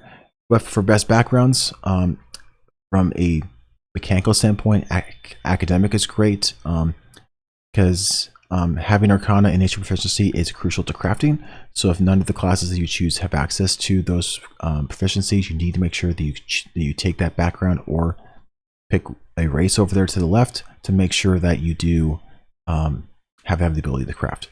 Lockkeeper gives you martial weapon proficiency, so especially if you're going to be a wizard or a cleric doing frontline stuff with weapons, you need to take that background. Of course, you meat armor proficiency is also nice as well. And then if you really like lockpicking but don't like rogues, low life is definitely an option. My suggested backgrounds for story tie-in reasons is going to be Sellsword, Aristocrat, Lockkeeper, and Philosopher. In my opinion, those are the 4 best backgrounds with the additional side quests, because each background gives you an additional like background side quest thing to go along with them that you can have the option to do. If you have multiple characters take the same background, then you just get less side stories to deal with. People that have played this game a lot sometimes just pick 4 academic background characters just so they can get 60 affiliation with the antiquarians. because they are the best faction by far when it comes to buying stuff. They have a lot of the best items, and they also have +2 tomes for all of your attributes too. So if you want a 30 in every attribute, if you grinded gold through either crafting or just doing random encounters, you can get 30 in every attribute with all of your characters if you got maximum affiliation with the antiquarian faction. So there is definitely that. The last thing I'm going to do for this video, I'm going to talk about getting character stats. There's 4 different ways to do that inside this game. First way is dice rolls, and this is the default way that the game actually has you do stats. Whenever you get to this part of the screen, it's like the 3rd or 4th for a lot of characters anyway. It has a default roll right there, and you can click the reroll dice option to have this reroll a couple times if you wish. And if you don't know how to, then you click and drag these dice down to the different slots. You can also just click the optimize button just to have the game basically try its best to tell you what it thinks are the best places to put each thing. And for most subclasses, that's going to be fairly straightforward. It will be basically the same as what any of us that are experienced would probably do. Unless we're doing something really weird with the subclass, that's probably the way that you would want to go. Instead of just dice rolls, you also have the option to just do the standard array of 15, 14, 13, 12, 10, and 8. In original 5e, this was the way to do it. The other option is point buy, which will be the third option in just a moment. And with standard array, you just arrange those out. As you can see here, the random dice roll ended up being a bit higher in terms of my stats than the standard array was. And that's why for a lot of people that talk about optimizing builds and things, a lot of them will say that rolling dice is considered cheating. But standard array and point buy, a lot of those hardcore Dungeons and Dragons people don't consider those as cheating. For point buy, instead of having rolling dice and having just standard dice, instead you have a pool of points that you can allocate to the different attributes. And you can do that, and you can allocate it that way. The biggest thing that this does is, let's say you only have 3 stats that actually matter. Well, if you pick human, you can easily always pick those 3 important stats, and those 3 stats will have 16 to start off with. In Dungeons & Dragons, every even number with attributes gives you an additional bonus to whatever's going on there. Con gives you additional constitution saves, and it also increases your HP per level. Strength makes you better at hitting things with strength-based weapons and does more damage with strength-based weapons. Dex is the same thing, but for Dex, and also increases your AC if you have armor that can benefit from that. Heavy armor doesn't require you to have high Dex to have good armor. Intelligence and wisdom are more for other things. So yeah, there's definitely other stuff about that. Now the most cheating option is free edit point buy, also known for me as infinite point buy, because it says unlimited points instead of 27 points. And from here, you could say, hey, and you could try to tell people, hey, I just happened to roll 6 18s for my random roll for dice rolls. Realistically, the person probably just used 18 here in infinite point buy. Now, for some of my testing for some of the things for this video, I was using 18 in all stats in some of the custom dungeons out there, just so that things were reliably hit. And so I could test what the modifiers were. Like, for instance, for Oblivion Cleric, I wanted to know, was that modifier always a +4? Or, is it different based upon the modifier? And so I was testing that in the custom dungeon. Like, okay, it's based upon the modifier instead of just a flat damage. So some of the classes I did stuff like this. Right now I am working on trying to make a party that can work with stats like this, which you can pull off in the unlimited point buy, which you can't really do otherwise. I'm working to see if there's a party 4 that I can make with stats this low that can last regular authentic difficulty in this game. But that's just a fun thing I'm going to do on the side after I cool off a little bit after making this really long video. So yeah, for those of you that managed to get through this entire 230 plus slideshow presentation, thank you for watching. As I noted earlier, I only plan to have one Solasta video on the channel, hence this really long video for you to watch. Feel free to share your thoughts below or on the accompanying Reddit post of this video that will come out at some point in the future. That post is only going to be on the subjective spells tier list and won't be on the other stuff. Although I might make more posts and have the other stuff from this video in separate posts as well. For those of you just here for Solasta, thanks for coming by. This is probably going to be the only video for Solasta, so there's probably not going to be much of a point for you to subscribe unless you just want to listen to me stuttering and mumbling through more and more videos. Which, if that's the case and you like me for me, then feel free to subscribe. If not, please like the video if you did like it. That is definitely appreciated.